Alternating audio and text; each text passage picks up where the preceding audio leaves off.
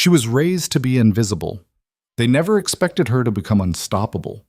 In a world built on blood money and borrowed names, one woman discovers that the cage she's lived in her entire life has no lock, only the lie that it does.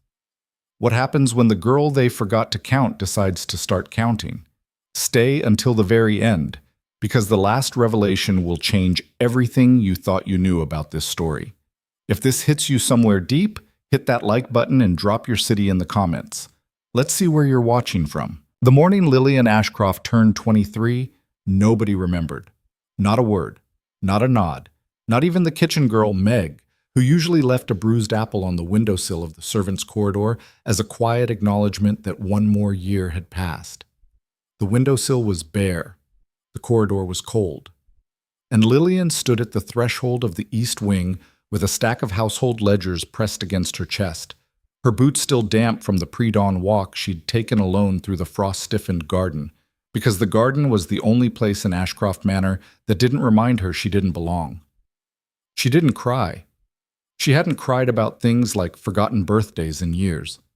Somewhere between the ages of 9 and 14, she'd learned to file certain feelings in a drawer she rarely opened, and birthdays went in that drawer alongside things like wanting to sit at the main dining table and wishing someone would ask how she slept.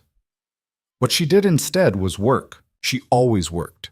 The ledgers she carried were the estate's monthly accounts, columns of income and expenditure that the steward, Mr. Harwick, had been too occupied to reconcile for the third consecutive month. He handed them to Lillian, not because she was qualified, not because anyone had asked her to take on accounting work, but because she was there. She was always there. She was the kind of person rooms forgot when they got full. That was how it had always been. Lillian had arrived at Ashcroft Manor at age 7, the daughter of a woman the family had employed as a seamstress and a father she'd never met. When her mother died of a fever that swept through the servants' quarters one brutal January, there had been a brief, uncomfortable conversation in the front parlor between Lady Ashcroft and her head housekeeper, Mrs. Drummond. Lillian had stood outside the door, small and still, listening to them debate what to do with her. "She has no family," Mrs. Drummond had said. "No one to claim her." "Then she stays," Lady Ashcroft had replied, in the tone of a woman settling a minor household inconvenience. "She can make herself useful." And so she had, for 16 years. She'd never been cruel to. Not exactly. No one had raised a hand to her, no one had starved her, no one had looked her in the face and called her worthless. But there is a particular kind of erasure that doesn't require violence.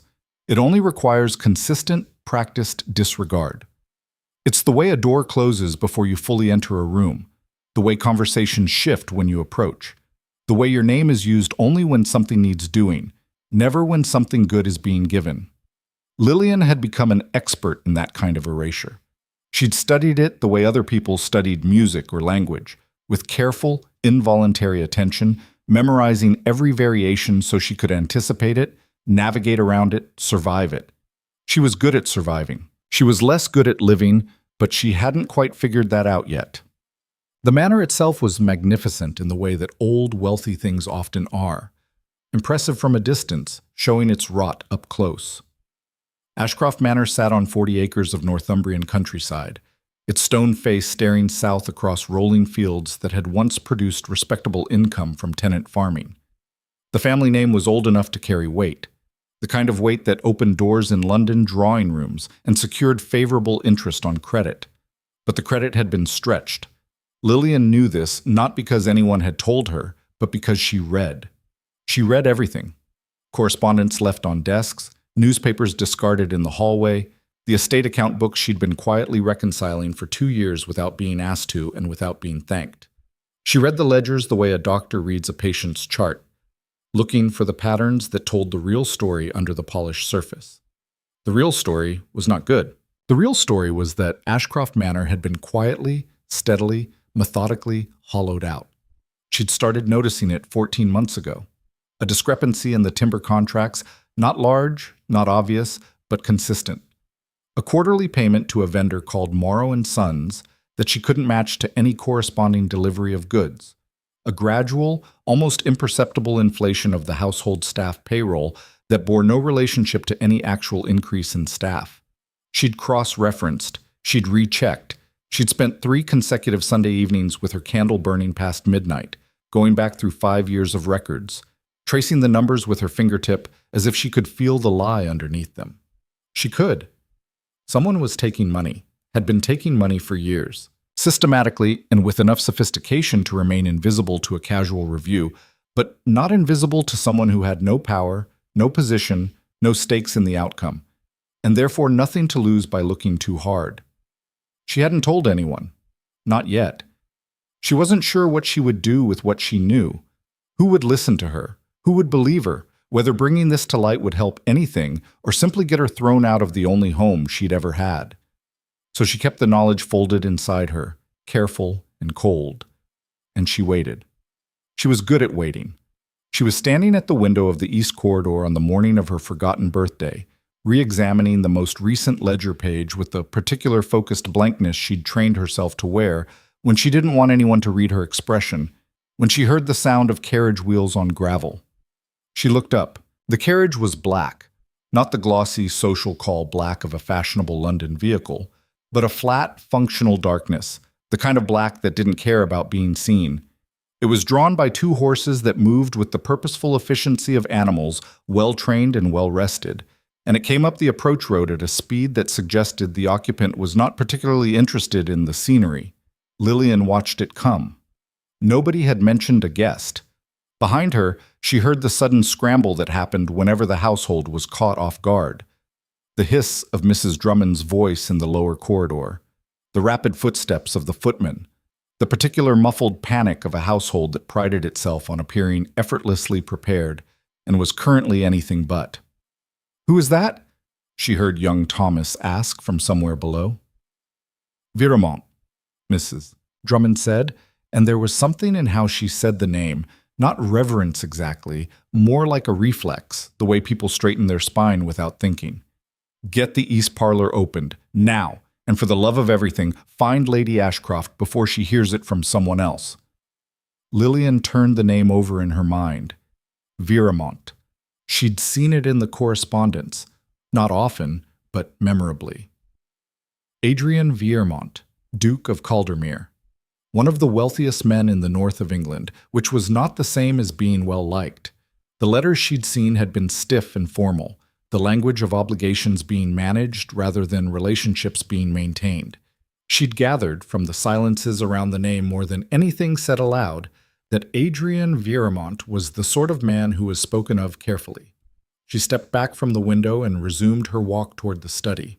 Whatever was about to happen in the front parlor was none of her business. She was carrying ledgers. She had numbers to reconcile. She was halfway down the servants' staircase when Mrs. Drummond appeared at the bottom like a ship coming around a headland. "Lillian." The housekeeper's eyes swept her from head to toe.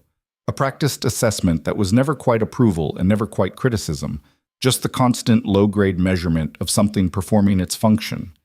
"You'll manage the East Wing today. I need everyone else on the main reception." "Of course," Lillian said. "His Grace will be in residence for at least a week, possibly more."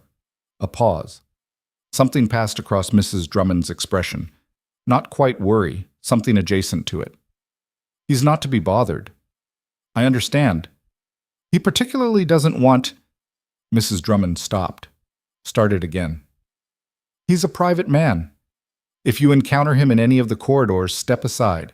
Don't speak unless spoken to. Don't stare." "I never stare," Lillian said quietly. Mrs. Drummond looked at her for a moment as if reconsidering something. Then she moved on, her heels sharp on the stone floor, already thinking about the next problem. Lillian continued down the stairs. She had not, in fact, never stared. She stared at things constantly. Ledger columns, architectural details, the way frost formed on glass, the expressions people wore when they thought no one was watching them. She just knew how to do it without anyone noticing. That was the gift of being invisible. You could see everything. She encountered him the first time that same afternoon. She had not expected to. The East Wing was not where guests were housed. It contained the old library, 2 storage rooms, and a small sitting room that nobody used because the fireplace smoked. Lillian used it as her unofficial workspace, partly because of the privacy and partly because the old library held 40 years of estate records that she'd been quietly and methodically working through in whatever hours she could steal. She was in the library when she heard footsteps, not the measured tread of a servant, not the soft-souled, careful movement of someone navigating someone else's space. These were the footsteps of a man who moved through rooms as if he owned them, which technically, in some complicated legal sense that Lillian didn't fully understand, was almost the case with Ashcroft Manor. She'd found references to a mortgage in the records. The name Caldermere had appeared in that context. She hadn't finished tracking all the threads. She was on the upper level of the library, half hidden by the gallery railing, when he came in. He was taller than she'd expected. She didn't know why she'd expected anything, but she had, and whatever image she'd assembled from the oblique angles of other people's reactions to his name, formal, cold, to be navigated with care, had translated in her mind into something compressed and controlled. He was none of those things physically. He was broad through the shoulder, moved with the contained energy of someone who spent time outdoors, and his face, which she could see now in the gray afternoon light from the library windows, was not the soft-featured face of a drawing-room aristocrat. It was a hard face. Not unpleasant, but hard. The kind of face that had made decisions it didn't apologize for and worn some of them heavily. There was something around his eyes that might have been exhaustion or might have been something older and less temporary.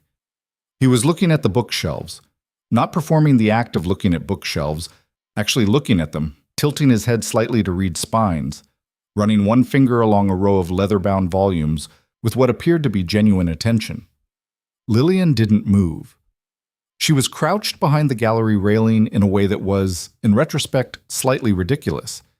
She'd been pulling a box of old correspondence from the high shelf and had simply gone still when she heard him enter, and now she was in the awkward position of having committed to invisibility in a way that would become much more awkward if she was discovered. He reached the end of the row and looked up, directly at her. She had thought she was hidden. She was not, it turned out, particularly hidden. The afternoon light through the upper windows illuminated her quite clearly, and she was holding a box of letters and wearing an expression that probably communicated exactly what it felt like from the inside. The expression of someone who had been caught doing nothing wrong and felt guilty anyway. He looked at her for a moment. "Are you going to come down?" he said. "Or are you planning to spend the afternoon up there?" His voice was even. Not warm, not hostile. Just direct in a way that most people weren't with her. Usually people spoke to her with the vague, slightly softened tone reserved for fixtures and furnishings. This was the tone of someone speaking to another person. She came down the narrow library stairs, box still in her arms, and stopped at a respectful distance. "I apologize, Your Grace. I didn't expect anyone to come into the library?" He turned slightly to face her more fully. "It's a library. Why would a library be off limits?" "It isn't," she said. I meant I wasn't aware you'd be coming to this wing." He looked at her, and this was what she would think about later, turning it over in the quiet of her room. He actually looked at her. Not through her, not past her, not at the general vicinity of her while thinking about something else. He looked at her the way she looked at ledger columns, like he was reading something. "What's in the box?" She hesitated. "Old correspondence, estate records." "Which years?" She blinked. 1847 through 1851. He nodded slowly. Something shifted in his expression, not dramatically, just a slight adjustment, like a correction in a calculation. "And you've been going through them, why?"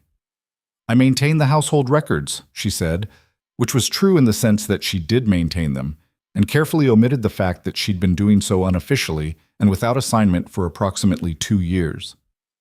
"And your name is?" "Lillian." A pause. "Lillian Ashcroft." Something crossed his face. It was fast, a flicker, controlled. But she had spent her life reading the small movements of people's expressions because the small movements were usually the honest ones. "Ashcroft," he repeated.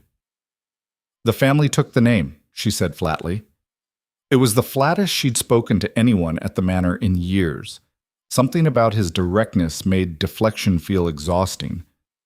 "When my mother died, I was 7. I'm not..." I'm not actually family. What are you then? It was not a cruel question. It was the kind of question that cut cleanly, not because it was designed to wound, but because it was precise, and precision is its own kind of sharpness. She looked at him steadily. I work here. He looked at her for another moment. Then he turned back to the shelves. Put the box down somewhere you can find it later. You'll hurt your back carrying it around. She set the box on the reading table. There was a silence that was not uncomfortable in the way silences at Ashcroft Manor usually were. The silences here tended to carry weight, meaning the sediment of things unsaid. This silence was just silence. There's a gap, he said suddenly, still looking at the shelves. I'm sorry? In the records, 1843 through 1846. He glanced back at her. I've looked before. 3 years are missing. She stood very still. I know, she said carefully. He turned fully to face her again. You know. The bound ledgers for those years aren't in the library. I've looked. Either they were removed or they were never properly filed. A pause. Or they were destroyed. The word destroyed landed between them with a small, deliberate weight. Adrian Viremont looked at her for a long moment. The afternoon light had shifted, going flatter, and somewhere in the manor's depths, a door closed with more force than was necessary. How long have you been looking through these records? He asked. She should have given him a vague answer. She should have shrugged and said occasionally, or when time permits, and let the conversation go somewhere safer. That would have been sensible. That would have been the Lillian who knew how to be invisible and found it the only reliable form of safety she had. Instead, she said, 14 months. Something changed in the room, not dramatically. No thunder, no sudden shift in the light. Just the quiet, careful rearrangement of two people recognizing that a conversation has moved from courtesy to something else. And what have you found? He said. What are you looking for? She said. It was the first time in perhaps years she'd answered a direct question with a direct question. She felt the novelty of it in her chest. Small, electric, slightly terrifying. Adrian Viremont almost smiled. It was not quite a smile. It was the shadow of one, the implication. But it was the first genuinely unguarded thing she'd seen on his face, and it lasted less than 2 seconds before his expression returned to its careful neutrality. I'll be in the East Wing tomorrow morning, he said. If you have anything worth showing me, I'd be interested to see it. He left without waiting for her response. She stood in the library for a long time after, the box of letters in front of her, the dust motes moving slowly in the dying afternoon light. For the first time in longer than she could specifically remember, she felt something that wasn't quite hope. She distrusted hope, found it unreliable and expensive, but was something in its general direction. Something that said, pay attention. This matters. She was good at paying attention. The household, she noticed over the following days, did not know what to do with Adrian Viremont's presence.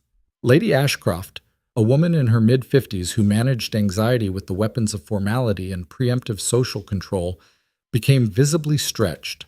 She hosted 2 dinners at which the Duke sat at the head of the table, looking precisely as comfortable as he would have looked anywhere else, which was to say, not particularly comfortable, but not particularly troubled by the discomfort either. He answered direct questions with direct answers, offered no volunteered pleasantries, and left both evenings before the brandy, citing work. What work, exactly, was a subject of hushed speculation among the staff. Lillian heard fragments. Something about the estate's financial arrangements, reviewing contracts, lawyers involved somehow, delivered in the taut, compacted way that people pass information when they're frightened of what it means. She was not frightened of what it meant. She had a fairly good idea of what it meant. The mortgage, the Caldermere connection, the missing 3 years of records, the quiet, steady extraction of money she'd been tracking through the ledgers.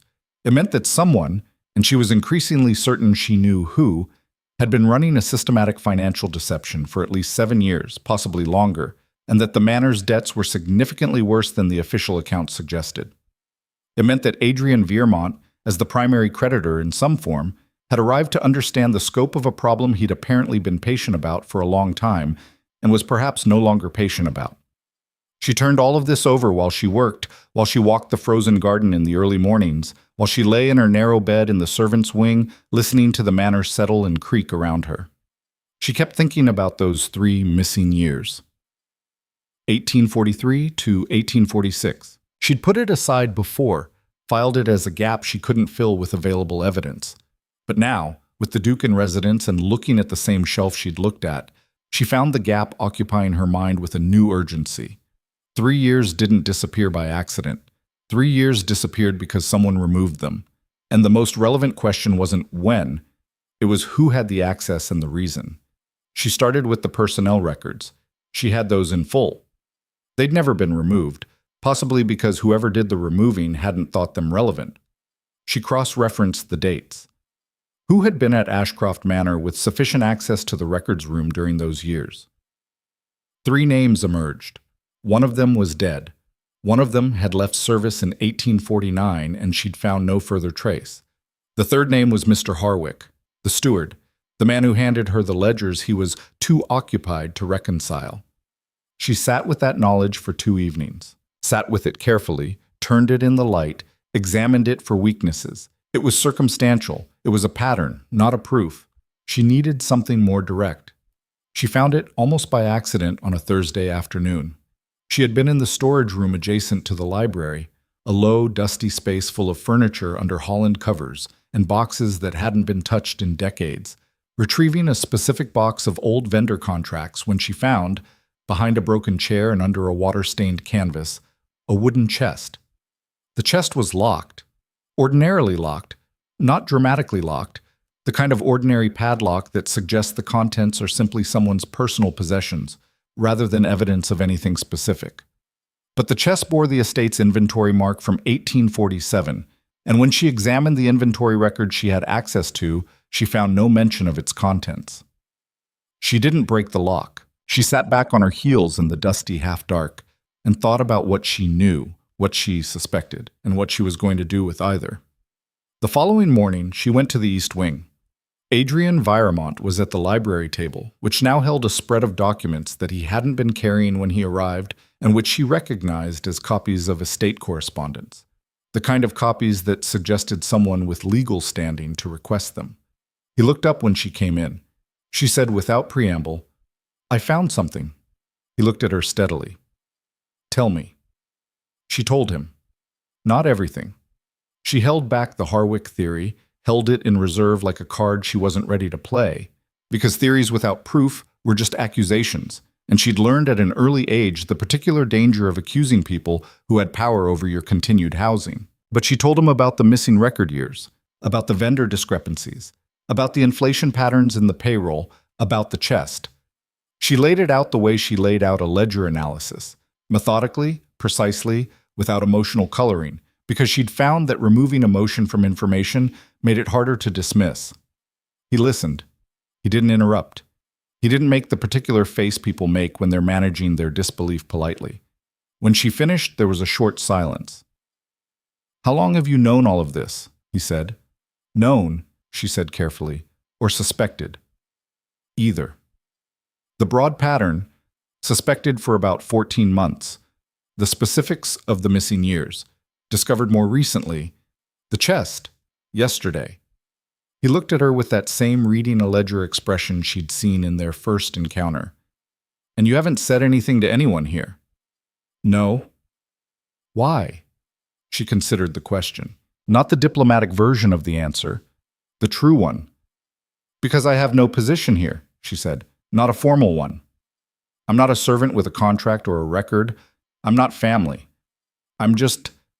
I exist here, and that existence depends on not making enemies of the people who have actual standing." "You're telling me," he said. "You're different." "How?" She met his eyes.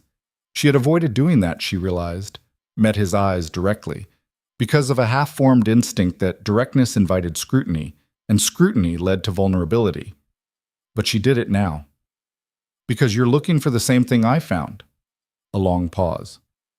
"The chest," he said. "Can you show me?" They went together, which was the kind of thing that was noticed by everyone who saw it and talked about in the kitchen that evening in the compressed, significant way of household staff absorbing information they haven't been given directly. A duke and a girl who maintained the records, walking toward the East Wing storage room. Together. The chest was where she'd left it. He crouched beside it, an unexpectedly practical gesture from a man who had people to crouch for him, and examined the lock without touching it. "The inventory mark," he said, 1847. "But it's not in the inventory list I have access to. Either it was added to a list I don't have, or it was removed," he said. He stood. He was looking at the chest with an expression she was beginning to understand. It was the expression he wore when something confirmed a thing he'd already half known. "I'm going to need you to not mention this to anyone in the household. Can you do that?" "I've been doing it for 14 months, she said. Something shifted in him.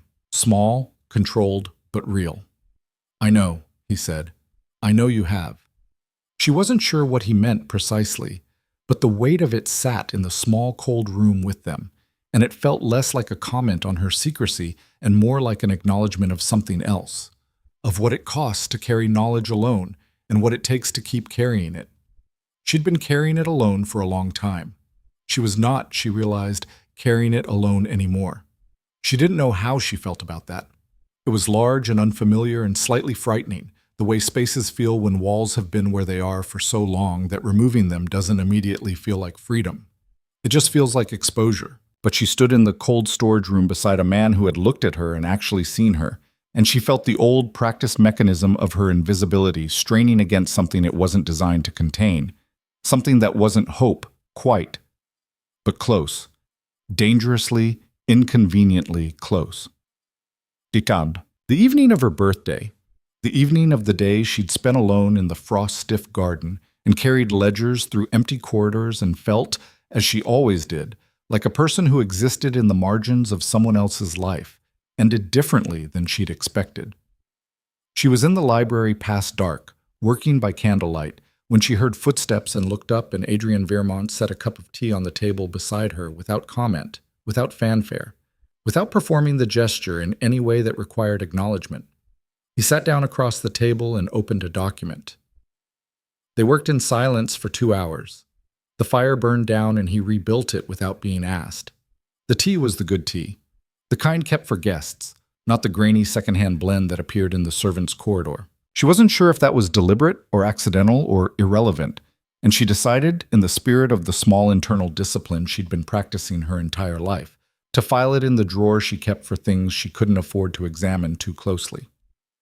At 11:10, he looked up from his document and said, without particular inflection, "Happy birthday." She looked at him. "Mrs. Drummond mentioned it," he said, "in the context of suggesting I might find the East Wing unoccupied today." She understood what that meant, that Mrs. Drummond had told him she'd probably be working and he could have the library to himself. She understood that wasn't the same as anyone caring about her birthday. And yet, "Thank you," she said. He nodded and went back to his document. She went back to her ledger. Outside, the Northumbrian night lay flat and cold across the 40 acres of Ashcroft Manor, and in the frozen garden, the frost was forming again on the grass, and in a locked chest in a storage room, something waited to be opened, and in a girl who had spent 23 years being invisible, something was changing, slowly, without fanfare, without permission, into something that couldn't stay invisible much longer. She wasn't sure yet if that was terrifying or necessary. She suspected it was both. The chest opened on a Friday. Adrian had sent to London for a locksmith, not a local man, which Lillian noted and understood. A local man talked. A London man arrived, did his work, accepted his payment, and left on the afternoon coach without knowing anyone's name. By the time the lock gave way and the lid came up, the light had gone gray and flat outside the storage room's single small window, and the air inside smelled of must and old paper and something metallic that she couldn't identify. They both leaned over the open chest and looked. Ledgers. 3 of them, bound in the same dark green cloth as the estate's official records, stamped with the same year-range notation on the spine. 1843, 1844, 1845 to 46 combined. And beneath the ledgers, a sheaf of documents tied with red string. Correspondence, she could see from the top sheet, formal letterhead, ink gone brown at the edges.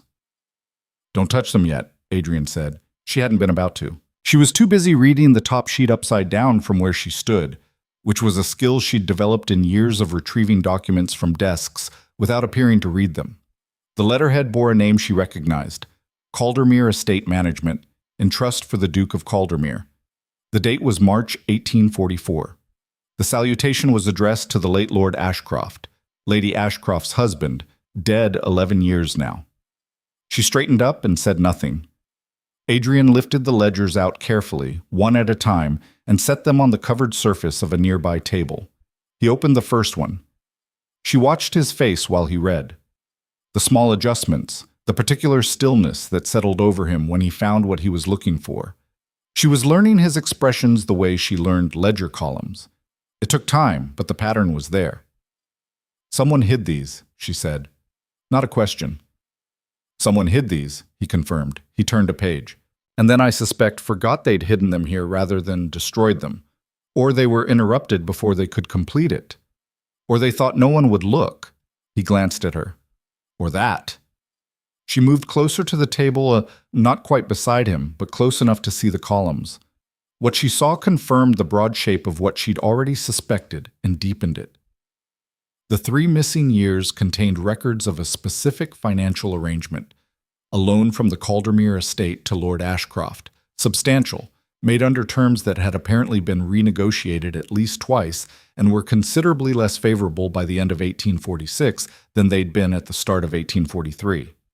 Attached to one set of entries was a handwritten note in a hand she didn't recognize, listing a property assessment of Ashcroft Manor. She stared at that page for a long moment. "He put the manor up," she said quietly. "In 1845. Adrian's voice was level. "Yes, against the loan. Against the outstanding balance, which by that point was—" He stopped, turned another page. "Significant." She waited. "The debt is larger than what's reflected in the current accounts," he said finally. "Considerably larger. Someone has been managing the official record to show a smaller obligation." He set the ledger down carefully, with the controlled precision of a man preventing himself from doing something less controlled. "For at least 7 years. The room was very quiet. Outside, the wind had picked up, rattling the storage room's small window in its frame. "Harwick," she said. He looked at her. "The steward," she said. "I cross-referenced the personnel records. He had access to the record room throughout the relevant period. He's the one who passes me the ledgers to reconcile, the sanitized versions." She paused. "He's also the only person on the current staff with enough familiarity with the estate's financial history to know which years needed to disappear." Adrian was quiet for a moment. "You've been building this case for a while." "I've been trying to understand what I was seeing," she said. "There's a difference." "Not much of one," he said, and it wasn't quite a compliment, but it landed like one, and she felt the familiar impulse to deflect it, to minimize, to redirect, to make herself smaller. She let the impulse pass without acting on it. "What are you going to do?" she asked. "Not yet, nothing yet." He gathered the ledgers back into the chest with careful efficiency. "I need to have these reviewed by someone I trust, and I need to do it without alerting anyone in the household." He closed the lid, looked at her. "That means this stays between us." "It's been between us," she said. "And before that, it was between me and nobody." Something moved in his expression. "I know. You've been carrying this alone. I'm used to it." "That doesn't make it acceptable," he said, quietly, without performance. Just a statement of plain fact delivered in a plain voice, and it landed harder than she was prepared for. She looked away from him, at the closed chest, and swallowed something that threatened to be more than she wanted to show. "I'll get the chest moved tonight," he said. "Somewhere I can secure it. You don't need to be involved in that part." "All right," she said. She left the storage room first. In the corridor, she stood for a moment in the cold and gray afternoon dark, and she breathed, and she thought about the word acceptable and the particular surprise of hearing someone apply it to her circumstances, as if her circumstances were something that warranted consideration. She was not used to that. She was used to being the one who considered everyone else's circumstances and set her own aside. She filed the feeling carefully, in the drawer where it belonged, where it would keep until she could afford to open it. The change in the household came gradually, and then all at once, the way most things do. The first sign was small. Mrs. Drummond began giving Lillian tasks that kept her out of the East Wing.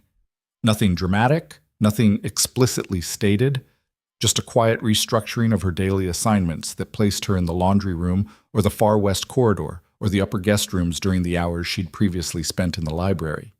When Lillian pointed out carefully that she still had ledger reconciliation to complete, Mrs. Drummond said the ledgers could wait, and something in the way she said it, too smooth, too final, the tone of someone delivering a prepared line, told Lillian that the instruction hadn't originated with Mrs. Drummond. The second sign was Harwick. He had been, in the years of Lillian's life at the manor, a figure of peripheral authority, present enough to be obeyed, distant enough to be mostly avoided. He had a meticulous man's particular contempt for imprecision, and Lillian had always been careful around him precisely because she'd recognized early that he was sharp and that sharp people noticed more than they let on. But he'd never paid her specific attention. She was furniture, like she was furniture to everyone else. Now he watched her. Not obviously. Not in any way she could point to if challenged. But she felt it in small moments, turning from a shelf to find his gaze departing from her direction a half-second too slow. Arriving at a room to find him leaving it, the particular quality of his attention at the weekly household assembly, where he stood at the head of the servants' table and delivered the week's schedule. She'd always been in the middle of that table, unremarked. Now, when he read the assignments, his eyes moved over her in a way that had the texture of assessment. He knew something had changed. He didn't know what yet, but he was looking for it. Or she started being careful, more careful than usual. And usually she was very careful. She stopped carrying documents in the open corridors. She moved the notes she'd been compiling from the small locked box under her bed to a location she trusted more. The hollowed-out binding of a damaged estate directory that lived on the bottom shelf of the library's least visited section. She changed her route through the manor. She changed the timing of her work in the East Wing, moving it to unpredictable intervals rather than the regular early morning pattern she'd maintained for 2 years. She told Adrian about Harwick watching her. He listened without expression and then said, "How certain are you?" "Certain enough," she said. "I've spent years learning how people look at me when they don't think it matters. This is different." A pause. "You think he suspects what you've found?" "I think he's realized I've spent 14 months with his accounts and he's doing the arithmetic." "The chest is secure," Adrian said. "I have the original documents. What he can do to those is limited." "That's not what I'm worried about," she said. He looked at her. "What he can do to me," she said, "is considerably less limited." The silence that followed had weight in it. She appreciated that he didn't immediately minimize the concern, didn't say you're perfectly safe in the automatic, unconsidered way of people for whom the machinery of safety operates so naturally they've stopped noticing it. He was quiet for a moment, and then he said, "You're right, and I need to move faster than I'd planned." "What does moving faster look like?" "I have a solicitor coming from Newcastle on Wednesday. He'll review what we have and advise on the legal position." He paused. "I'd like you to be available to speak with him." She felt a faint tightening in her chest. Not fear exactly, more the particular internal resistance of being asked to step into visibility when every instinct had been trained toward its opposite. "In what capacity?" she said. "The capacity of someone who built the evidentiary record," he said, "which is the relevant capacity." She thought about that, about what it would mean to sit across from a solicitor in an official context and say, "Here's what I found," to move from the margins of this situation to somewhere in its center, where the light was different and the exposure was real. "All right," she said, "that." She should have known it would get back to Lady Ashcroft. In retrospect, she should have anticipated it sooner. The manor was a closed system. Servants talked, positions were observed, and the particular social ecosystem of a large household had its own intelligence network, informal and comprehensive, and not always accurate, but rarely entirely wrong. The Duke spending time with the girl who maintained the records, asking for her specifically, allowing her access to the East Wing library during his residence, that was information, and information moved. It moved to Lady Ashcroft on a Tuesday morning. Lillian was summoned to the front parlor at 10 o'clock, an unusual hour for an unusual summons, delivered by Thomas with the specific wooden expression he wore when he was delivering news that made him uncomfortable. She smoothed her apron because the impulse was automatic even though aprons didn't help with anything, and she went. Lady Ashcroft was standing at the parlor window, which meant she'd been watching the approach and had a few seconds of positional advantage. She was a small woman who used formality as architecture, constructed it around herself to appear larger, more settled. This morning, she looked neither large nor settled. She looked like a woman who had been up before dawn and had been running through possible conversations in her head for several hours.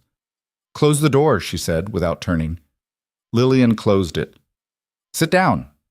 Lillian sat. Lady Ashcroft continued to stand at the window, which Lillian recognized as a power arrangement. She had been in enough rooms with enough people to understand the grammar of who stood and who sat. "I'm going to speak to you plainly," Lady Ashcroft said. She turned now, finally. Her face was composed, but composed the way a room is composed just before the furniture is rearranged. The arrangement deliberate and temporary. "There are things happening in this house that are not your concern. You have been given a comfortable situation here out of the generosity of this family. Lady Ashcroft, I'm not finished." The voice sharpened. "Not loud. These things never needed to be loud. You have been given a home, a position, in circumstances that required the family to extend a consideration that was not, frankly, obligated. You have always been treated with decency," Lillian said. The word came out flat and even, which surprised even her. "You've treated me with basic decency. That's not the same as kindness, and it's not the same as debt." A pause. A long one. Lady Ashcroft looked at her with something that shifted between affront and a reluctant, buried recognition. "You've been spending time with the Duke," she said. "He asked me to assist with some estate records. The Duke does not need your assistance with estate records. He asked for it anyway." "Lillian."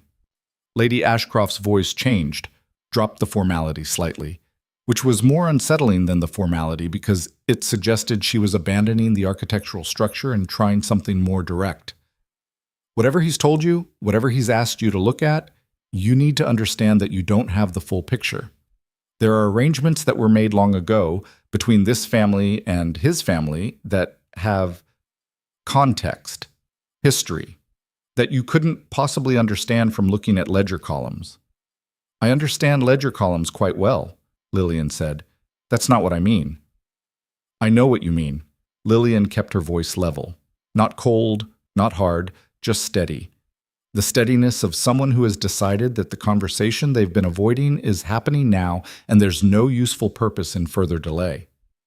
"You mean that what I found is inconvenient and you'd prefer I hadn't found it?" Lady Ashcroft's expression went very still. "What you found," she said carefully. "Irregularities. In the accounts." Lillian held the other woman's gaze. "Significant ones. Over a significant period of time." The parlor was very quiet. From somewhere below, a door opened and closed. Someone crossed the corridor. Life continued at its ordinary pace while the two of them sat in the suspended gravity of what had just been said aloud. "You are," Lady Ashcroft said at last, each word deliberate and precise, "a girl who was taken in out of charity. You have no standing in this household, no legal position, no family name that isn't borrowed, and everyone here knows it was borrowed." She paused.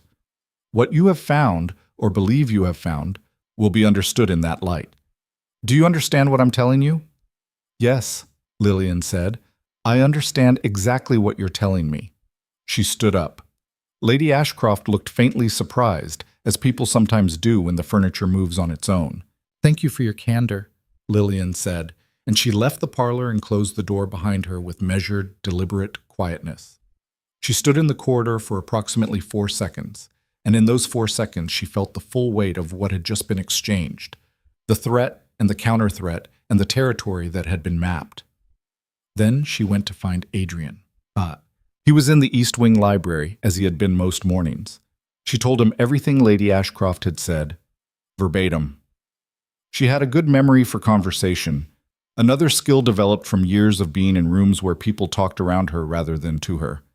He listened the way he always listened, which was completely, without the habitual interruptions and reframings that most people used to signal they were following along. When she finished, he was quiet for a moment. Then he said, "She knows about the chest, or she knows about Harwick, or she knows about both." Lillian sat down across from him. She was tired, a specific draining tiredness that came not from physical work, but from the sustained effort of being strategically careful in every interaction for weeks. "I don't think the lady is the primary architect of this. I think she's been a beneficiary, and she's been managing the situation, keeping it stable." She paused. "She's afraid." "Of Harwick? Of what happens when this comes apart," Lillian said. "She's been living in a house built on false foundations, and she's either known it for years and chosen comfort over confrontation, or she's been managed as carefully as the ledgers were." She looked at him. "I think it's the former, but I'm less certain of that than I am of most things." "Why less certain?" "Because I want to believe she didn't know," Lillian said plainly. "She's not kind, she's not warm, but she's not cruel. And I find myself wanting to draw a line between culpable ignorance and active participation, which might be generous." Adrian looked at her for a moment with that reading a ledger expression. "It's not generous," he said. "It's precise. There's a difference between those categories, and it matters for what happens next." "What does happen next?" "The solicitor arrives tomorrow," he said. "Whatever Lady Ashcroft knows or suspects, she can't stop that. The documents are with someone I trust, off the property. The record I need is assembled." He paused. "What I need to know is whether you're prepared for this to move quickly. Once we sit down with Whitmore tomorrow—" "Whitmore is the solicitor?" "Yes. Once he sees what we have and confirms the legal position, things will move. There won't be a quiet resolution. This isn't the kind of situation that ends in a polite conversation and a corrected account." She knew that. She'd known it for a while, perhaps since the day she first traced the Morrow and Sons discrepancy through 3 years of records, and understood that this was not an error, but a decision made and repeated and sustained. Errors could be corrected. Decisions of this kind required dismantling. "I'm prepared," she said. "It may get worse before it gets better," he said. "Specifically for you. You have less protection than I do in this. If Harwick decides to move against you directly, he can have me removed from the household," she said. "I know. Lady Ashcroft essentially said as much this morning. I have no standing, no legal claim to be here, no contract." She kept her voice even. "I've thought about that." "And?" "And I decided it doesn't change anything." She looked at him. "I spent 14 months carrying this because it was the right thing to carry. I'm not going to set it down because it's gotten heavy." He held her gaze for a long moment. Then he said, "All right." It was 2 words, and they were quiet, and they were not a compliment or a reassurance or a grand statement of solidarity. They were just the acknowledgement of 2 people who understood each other's position and had decided to occupy it together. She had not, in her memory, had that before. The togetherness part. She found she didn't know what to do with it exactly. So she did what she did with things she didn't know how to handle. She moved past it. "There's one more thing," she said. He waited. "I found a name in the correspondence from the chest," she said. "A secondary correspondent. Someone who isn't Harwick and isn't Lord Ashcroft. Someone who appears to have been facilitating the debt arrangement from the Caldermere side. The letters are fairly opaque, but the name is there." She paused. "I need to know if that person is still connected to your estate's affairs in any way, because if they are, give me the name." She gave it. His expression changed, not dramatically, not in any way most people would have noticed. But she was not most people. She noticed the brief, controlled flattening that came over his face, the slight compression around his jaw. "You know the name," she said. "Yes," he said. "I know it." "Is this person still—" "Not in any official capacity," he said. "Not for several years." He stood up, which was what he did when he was managing something internally. Moved, rearranged himself, gave himself a moment under the cover of motion. But proximity doesn't disappear just because the official role does. She absorbed that. Let it sit. Is this a problem? He turned to face her. It's a complication. His voice was flat and controlled, but there was something under it that she heard because she listened carefully to the things under things. Something that sounded like an old wound reopened. One I should have expected. One I possibly did expect and chose not to look at directly. That's unusual for you, she said. He looked at her. Choosing not to look directly, she said. That's not how you operate, usually. A pause. Something passed through his expression. Complicated. Private. No, he said. It isn't. She didn't push further. She filed the response in the drawer beside the other things she was saving for later and stood up. Tomorrow then, she said. Tomorrow, he confirmed. She left. In the corridor, she exhaled slowly, and she thought about the name she'd read from the old correspondence, and about the expression that had moved, controlled, and fast across Adrian Viremont's face when she said it. She turned that over carefully. It mattered somehow. More than just a complication in the financial record. It was personal, and the personal things were always the ones that had the capacity to undo what the professional ones had built. She filed that too. The solicitor never arrived.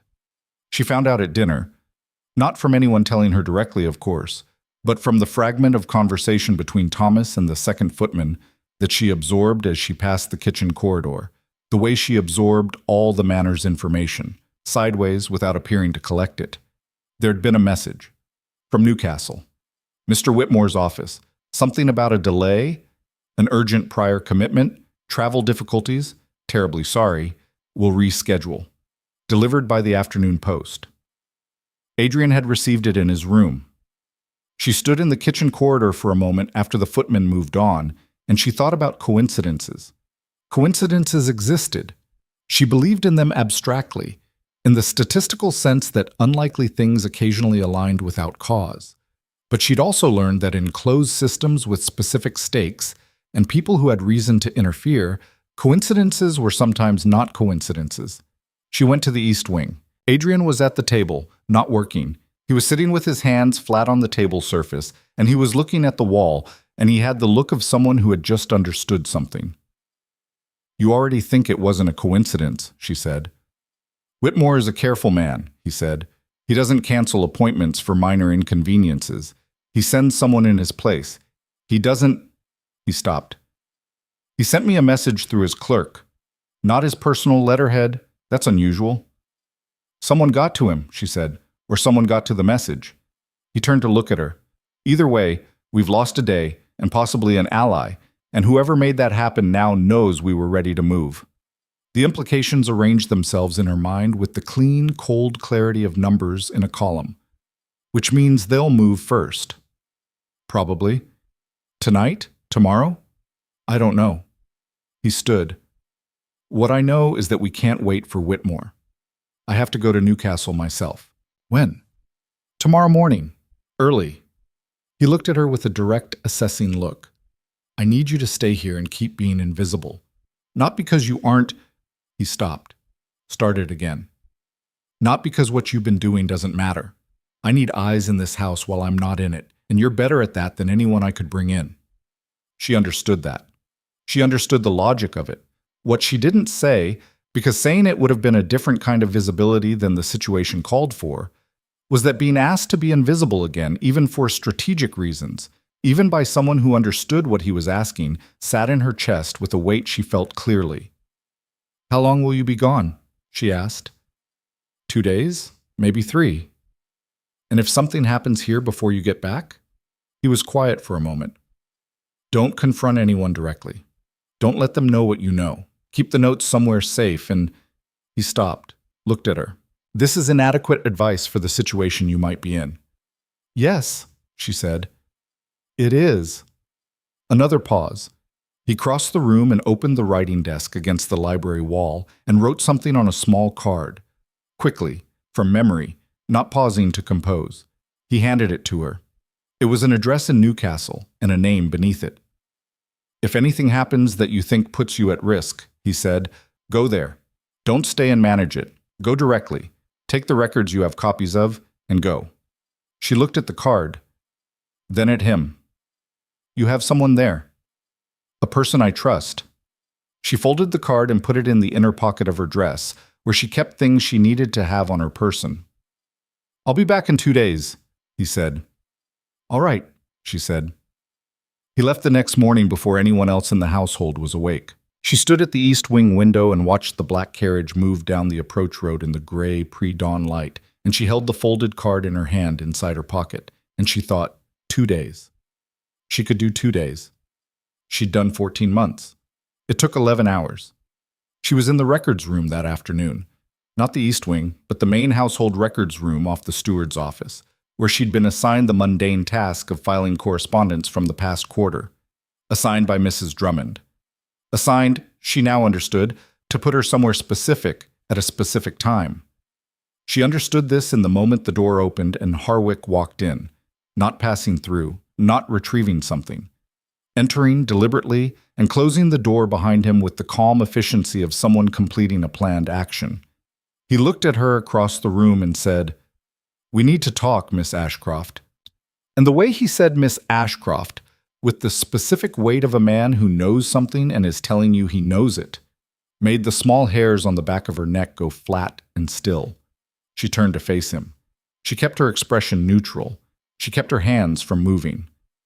"Of course," she said, and she calculated, quickly and without showing she was calculating, how far she was from the door behind him, and whether the card in her pocket was going to become relevant tonight rather than in 2 days, and what she was going to do in the next 30 seconds that either protected her or destroyed everything. The records room was very small. Harwick was between her and the door. And outside, the November afternoon had gone dark early, and the carriage was in Newcastle, and she was alone.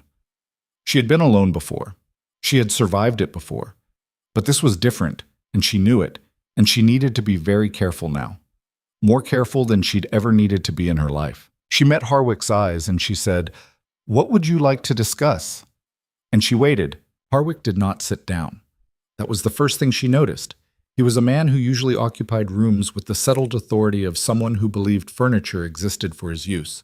But tonight he stood near the door with his arms at his sides, and the standing told her more than anything he'd said yet. He wasn't comfortable.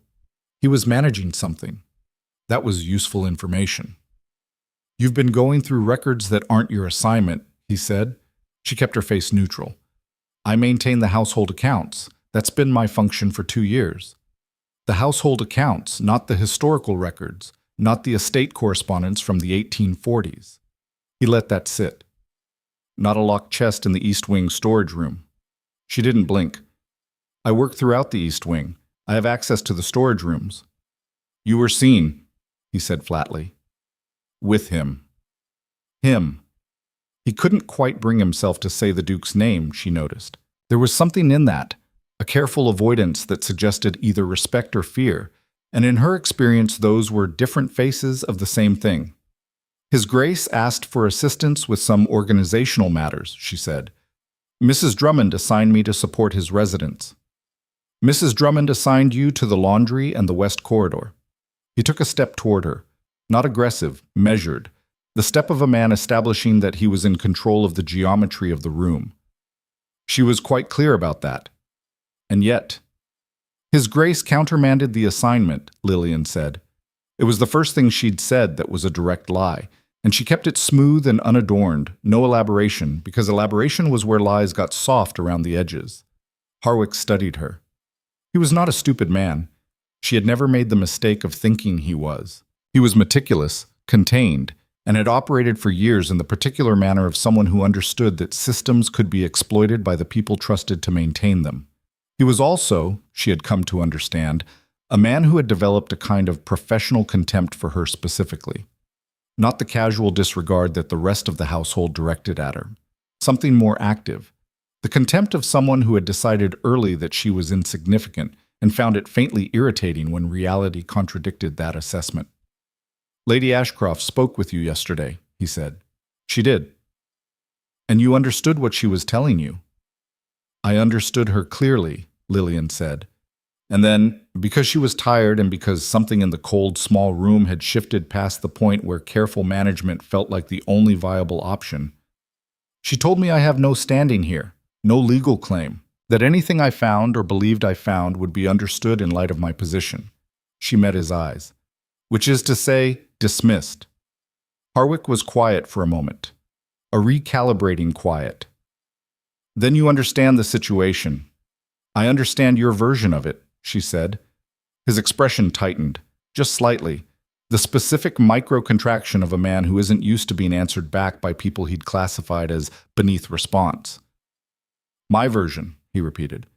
You'd like me to believe this is a simple matter of a girl overstepping her function, that what I've found is either a misunderstanding or irrelevant, and that the cleanest resolution is for me to return to the laundry and be grateful. She kept her voice even. That's your version. Miss Ashcroft. I'm not going to do that, she said. The room went very still.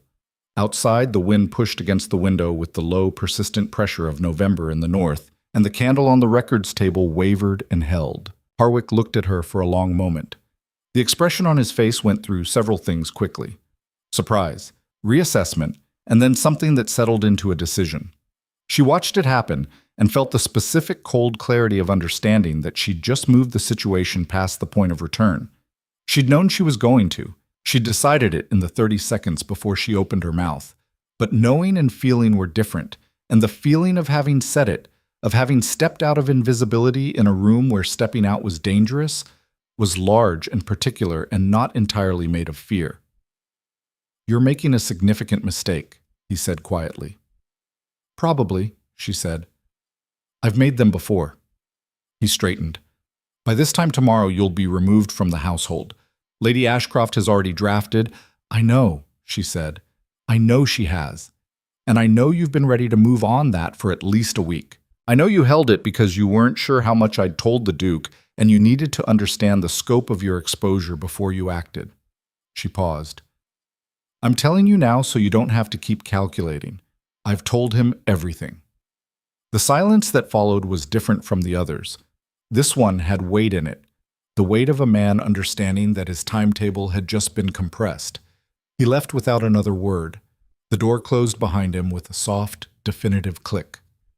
Lillian stood alone in the records room for approximately 45 seconds. Then she moved. She went to her room first. She didn't run. Running in the corridors was noticed, and notice was the one thing she couldn't afford right now. She walked with the particular purposeful calm of someone carrying out an ordinary evening task, which was the same pace she'd walked through this manor for 16 years and which she could produce without effort. In her room, she opened the hollowed estate directory and retrieved her notes. 14 months of observations, cross-references, discrepancy records, written in the compressed shorthand she'd developed for exactly this contingency, legible only to herself. She folded them into the inner pocket of her traveling coat, which she then put on over her work dress because she was not going to take the time to change. She retrieved the card from the pocket of the dress she'd been wearing and transferred it to the coat. The Newcastle address. The trusted person. If anything happens that you think puts you at risk, go there. This qualified. She looked around the small room.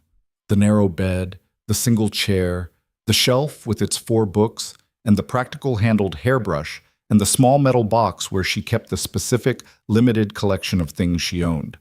She'd lived in this room for 11 years. She'd slept in it through winter cold and summer heat, and the various private weathers of her interior life, all the things she filed in drawers and kept from showing. She took the metal box, she took the books. She took nothing else. She was at the East Corridor junction when she heard it. Raised voices from the direction of the main hall. Not shouting, not quite, but the compressed urgency of an argument happening at the volume people use when they want to be taken seriously without being overheard. She identified Lady Ashcroft's voice, and Mrs. Drummond's, and a third voice, lower, male, that it took her a moment to place. She placed it. It was not Harwick. Harwick had a precise, clipped manner of speaking that she'd have recognized immediately. This was rounder, younger, with an accent that placed it south of here, London, or somewhere close. She moved to the corner of the corridor junction and listened with the practiced stillness of someone who had spent years being the person rooms forgot. Misam cannot be here without authorization, Mrs. Drummond was saying.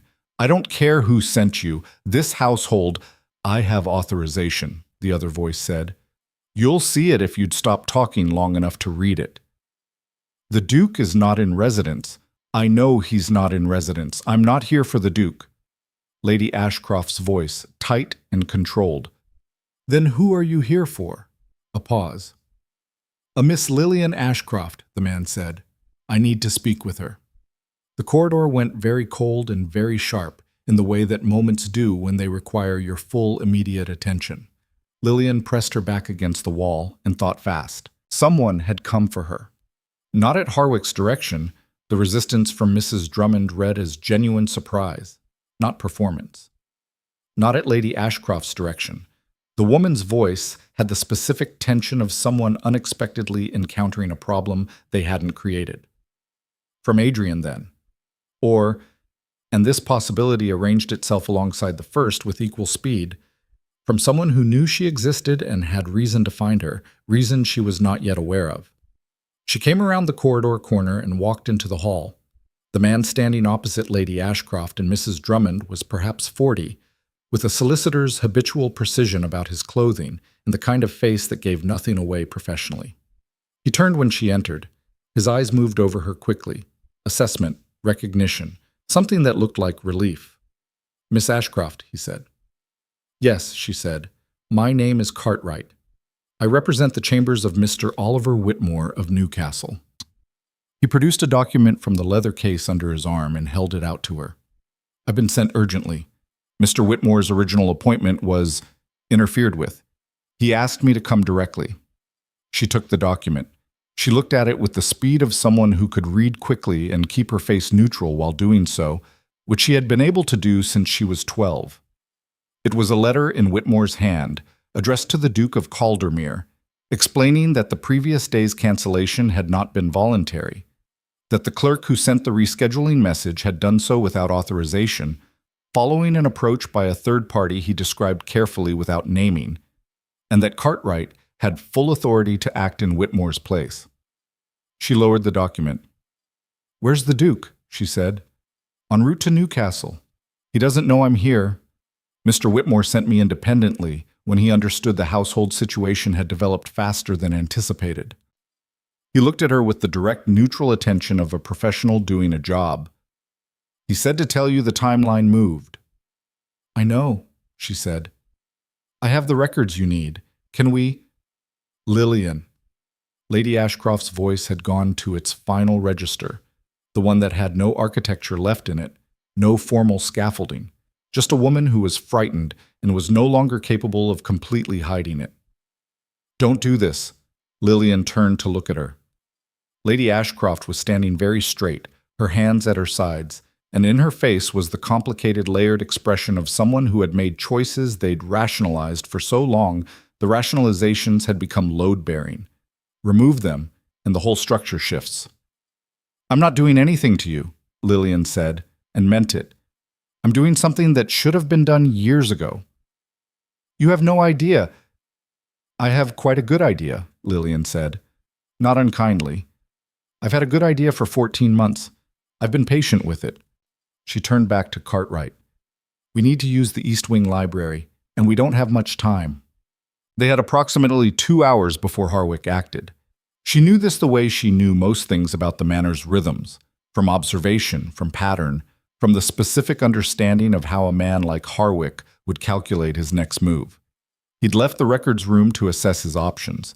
He'd go to Lady Ashcroft. She'd tell him about the arrival she'd just witnessed in the hall, which would compress his timeline further. He'd decide that the documentation in Lillian's possession, whatever he believed that to be, needed to be retrieved or neutralized before the solicitor could formalize anything. 2 hours, maybe less. She worked quickly. She spread her notes across the library table alongside the copies she'd made months ago of the most critical ledger discrepancies.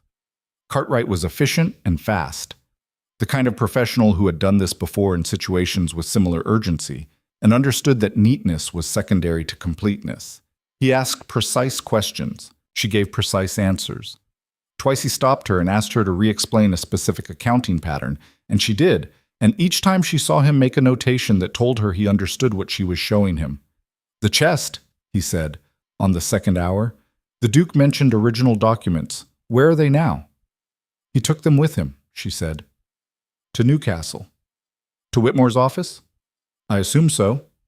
She paused. He didn't tell me specifically. He said he was taking them to someone he trusted. That's Whitmore. Cartwright made another notation. All right, that's enough to begin a formal proceeding. The originals will corroborate your copies. He looked up from the documents. I need you to understand what this starts. Once I submit this to Whitmore and he files with the appropriate court, this becomes a matter of public record. There will be an inquiry. The parties implicated. Harwick, she said. Harwick and potentially others. He looked at her steadily. It won't be comfortable for you. You'll be asked to testify to what you found and how you found it. Your access to the records will be questioned. Your motives will be questioned. A pause. Your position in this household will be used against you. I know, she said. You have no formal employment contract, no family standing. The opposing counsel, and there will be opposing counsel, will argue that you had reason to fabricate or distort. I know, she said again, a little more firmly. I've thought about all of this. I've thought about it for 14 months.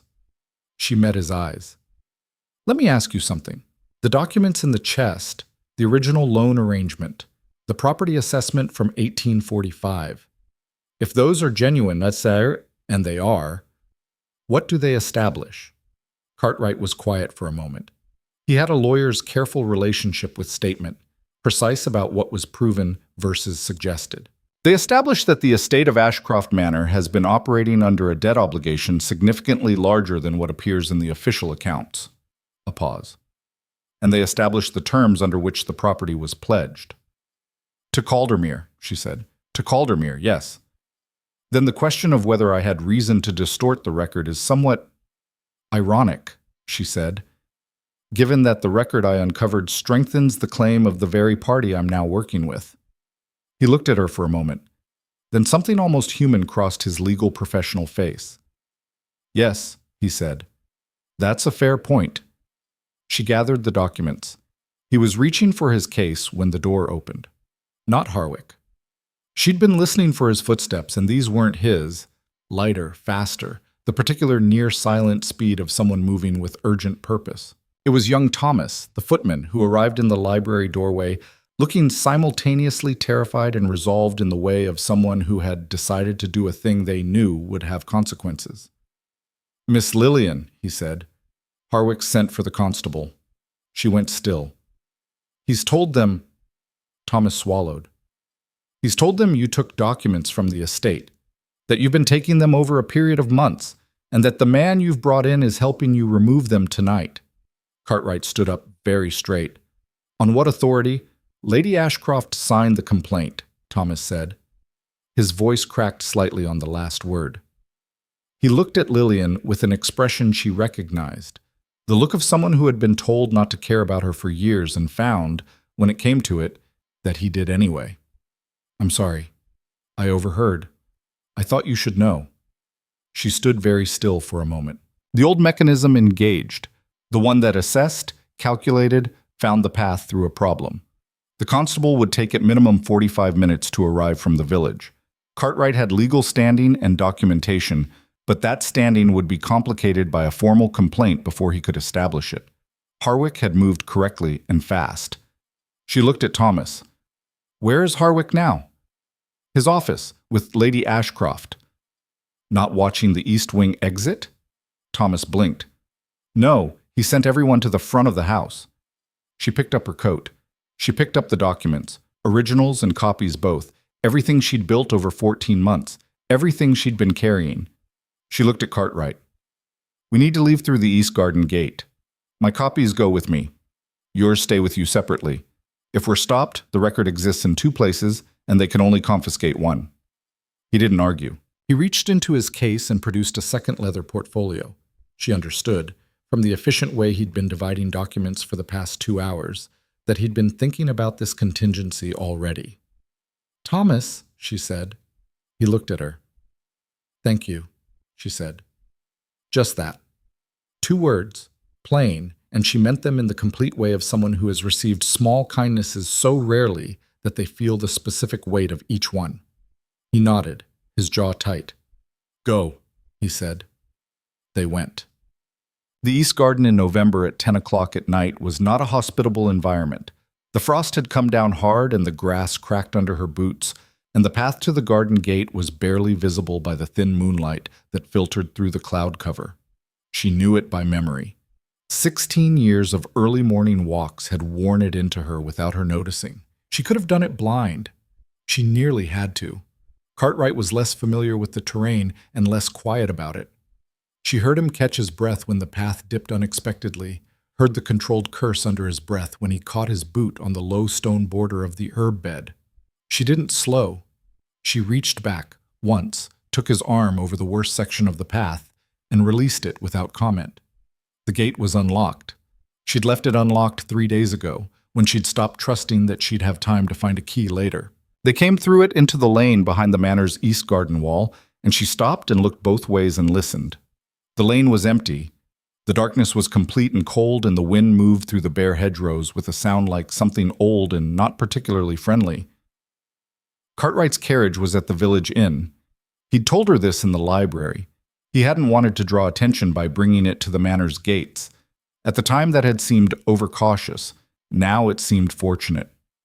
2 miles, he said quietly. "I know the way," she said. They walked. She did not let herself think during that walk about the things she was leaving behind.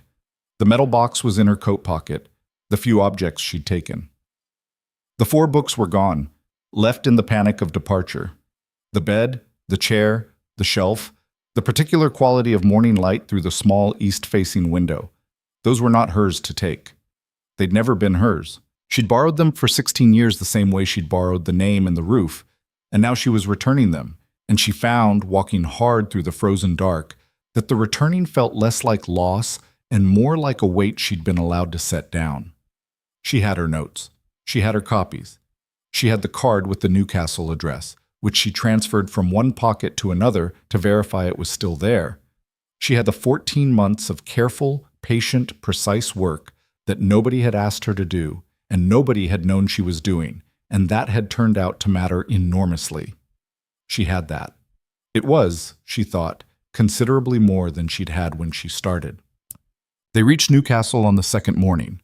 Cartwright's carriage was good, and his driver was reliable, and they'd made the first overnight leg to Durham without incident, stopping at an inn where nobody knew her name and the fire in the common room was large enough to matter. She'd slept for 4 hours in a chair because she didn't trust herself to sleep deeply and miss anything. And in the morning, she'd washed her face in cold water and eaten a bowl of oatmeal that was under-seasoned and slightly lumpy. And she'd felt, in a specific and grounding way, entirely like herself. Not the self that had operated at Ashcroft Manor, the managed, strategic, invisible self that she'd constructed and maintained with such careful effort. The self underneath that. The one that had always been there doing the actual work, thinking the actual thoughts, filing the actual feelings in drawers not because they didn't exist, but because there hadn't been a safe place to open them. Cartwright, across the carriage, reviewed documents and didn't ask her how she was feeling, which she appreciated. He was fundamentally a practical man doing a professional job, and he engaged with her on those terms, which was what the moment required. They reached Whitmore's chambers on a Tuesday afternoon, and Whitmore himself came out to meet them. A small, precise man in his 60s with the efficient sorrow of someone who had spent 40 years watching human beings damage each other through greed and then being asked to quantify the damage legally. He shook her hand. He said, "You're Lillian Ashcroft. I've been expecting you. Come in." Adrian was already there. She hadn't expected that. She'd expected to arrive first or to find a message, or to go through the formal meeting and learn at some point afterward that he was in the city. She hadn't expected to walk into Whitmore's front office and find him standing at the window with his coat still on, which meant he'd arrived recently, and to have him turn and look at her with the specific expression of someone who has been trying not to show they were concerned about something and is now releasing that tension quietly, internally, in the manner of people who don't easily show relief. "You got out," he said. "Cartwright came," she said. "You didn't mention you were sending him." I didn't know the situation had moved that quickly until Whitmore told me the original appointment had been compromised. He crossed the room. He looked at her with the direct, reading a ledger attention she'd come to recognize. Are you all right? It was a simple question, straightforward. In her experience, simple, direct questions about her state of being were rarer than they should have been, and she still didn't always know what to do with them. I'm functional, she said. I have everything. She looked at Whitmore. Can we proceed? Whitmore looked between them. He said, There's something you both need to see first, something that came in this morning before either of you arrived. He led them to his office, which was the specific kind of solicitor's office that communicated competence through organized clutter, stacks of documents separated by purpose, bookshelves holding thick legal volumes with markers at specific pages, a desk with the functional chaos of a man who always knew where everything was. On the center of the desk was a document in a sealed legal envelope, already opened. This was filed yesterday, Whitmore said, in London, by a third party through a separate legal chamber. He looked at them both. It's a claim. On the estate? Adrian said. On the estate. Whitmore paused. He had the manner of a man who was about to deliver information he'd been sitting with all morning, and the sitting had not made the delivery easier. Filed under the name of the primary heir to Ashcroft Manor, the rightful heir, as the claim states, under a deed of entailment from 1831 that supersedes the mortgage arrangement and the subsequent debt obligations. She felt something shift in the room, not dramatically, not the way things shifted in the melodramas she'd occasionally read when she found one in the estate library. Just a quiet, internal displacement, like furniture moved an inch to the left in a room you know by memory. Who filed it? She said. Whitmore looked at her. His expression had the quality of someone carrying information that will change the conversation it enters, and being precise about when to release it. The claim names the heir, he said. The heir under the 1831 entailment, which was written to pass through the female line in the absence of a male successor. He opened the document. The last holder of that entailment was a woman named Eleanor Ashcroft, who died in 1853. She had one child, a daughter. He paused. Born in 1839, whose mother, Eleanor's daughter, died in service at Ashcroft Manor in 1810. Winter, January. A fever that swept through the servants' quarters. Lillian stood very still. The daughter's name was given as Lillian, Whitmore said. The room was very quiet. Adrian had gone still beside her. Not surprised still, she realized with the part of her that was always noticing things. The other kind of still. The still of someone who already knew. You knew, she said. She turned to look at him. You knew before I did. I suspected, he said. The name. When you told me your name in the library, Lillian Ashcroft, and then when you told me your mother had come to the estate as a seamstress and died there. He held her gaze. I wasn't certain. I needed the records to confirm it. The missing 3 years, she said, 1843 to 1846. That's when the entailment was established and then buried. Yes. That's why they were removed. She heard her own voice as if from a slight distance, steady, precise, doing the work of processing while the rest of her was very busy with something that didn't have words yet. It wasn't only about the debt. It was about erasing the succession. If the entailment was known, Whitmore said carefully, the debt arrangement itself may have been structured fraudulently. You cannot pledge a property against a debt you do not have clean title to. He looked at her. Miss Ashcroft, but Lillian, are you understanding what I'm telling you? She was. She was understanding it in the specific, cold, lit from inside way she understood things when they were simultaneously completely logical and completely devastating in their implications. 16 years. She had lived in the margins of her own estate for 16 years, carrying tea trays and maintaining ledgers, and being told she had no standing, no legal claim, no right to a name that had been hers by law since before she was born. She had spent 14 months building a case against people who had been, in the most literal sense, stealing from her. She looked at Whitmore. She looked at the document on his desk. She looked at Adrian, who was watching her with the specific, careful attention of someone who has done a thing he believed was right and is now waiting to find out if the person it was done for will receive it that way. "How long have you known?" she asked him. Not accusatory. She genuinely wanted to understand the timeline, the shape of it. "I found a reference in the records I retrieved before I came to the manor," he said. "An old letter from my father's correspondence.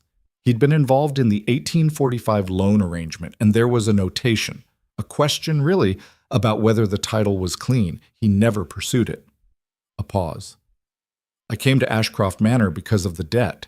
I stayed because of what I found." "Me," she said. "The evidence you'd built," he said. "And yes, you." She turned back to Whitmore. She had a great many things happening in her chest that were going to require attention at some point. Large, unfiled, insistent things that were not going to fit in any drawer she'd ever built. But right now she had a solicitor with documents on his desk and a legal claim that had been filed in London and a household 60 miles away where a steward had just sent for a constable to charge her with theft. "What do we do first?" she said. Whitmore allowed himself a small, precise expression that was the legal professional equivalent of satisfaction. "We file a response to the claim," he said, "and we file it with everything you've brought me." He reached for a pen. "And then, Miss Ashcroft, we begin the process of returning what belongs to you." She stood at the desk and looked at the document bearing her name, her full name, Lillian Ashcroft, rightful heir. And she felt the specific vertigo of a person whose floor has been removed and replaced with something that was there all along, just hidden, and is now both more solid and entirely unfamiliar under her feet. Outside Whitmore's window, Newcastle went about its afternoon business. Carts and voices and the smell of coal smoke and the gray northern sky pressing down with the specific indifference of weather that has no opinion about human circumstances. She put her hand flat on the document. She felt the paper under her palm, real, present, cold from the desk surface. Then she picked up Whitmore's secondary pen and she said, "Where do I sign?" And the pen was in her hand and the document was in front of her, and somewhere 60 miles south, in the manor that had swallowed her childhood and borrowed her name and filed her in the margins of its own story, a constable was being told she'd stolen something. She had. She'd stolen the truth. She'd stolen it from the place they'd buried it, and she'd carried it 60 miles through the November dark and laid it on a solicitor's desk. And now she was signing her name to a claim that said, "This was always mine." Her hand was not entirely steady. She noticed that and did not judge it. She signed anyway. The ink dried. Whitmore blotted it carefully. The precise, unhurried motion of a man for whom documents were the most serious thing in the world, more serious than the emotions of the people who signed them, which was not coldness on his part, but a kind of professional respect for the permanence of what a signed page represented. He set the blotter aside.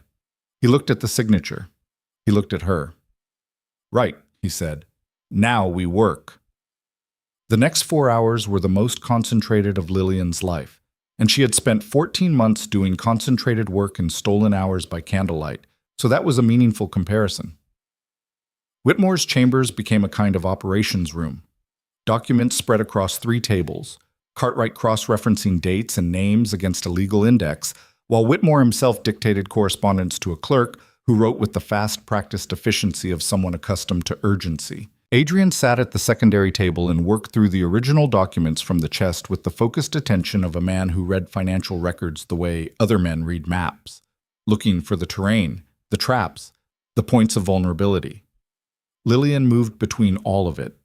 She was the one who knew the record most intimately, who could say, without consulting a note, which ledger year contained which discrepancy, which vendor name corresponded to which period of false invoicing, which personnel record cross-referenced with which access window.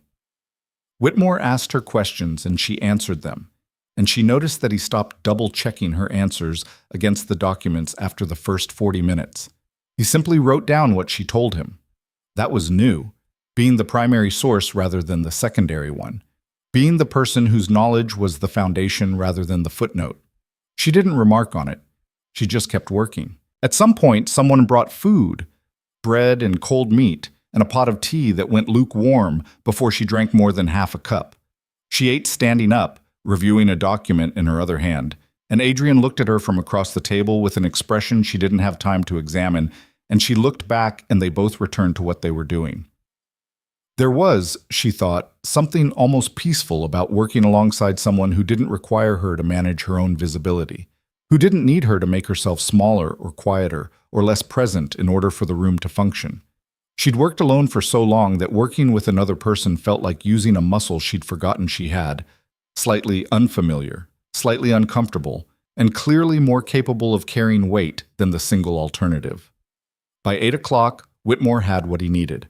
He sat back in his chair and folded his hands and looked at both of them with the expression of a man delivering a verdict he'd been forming for several hours.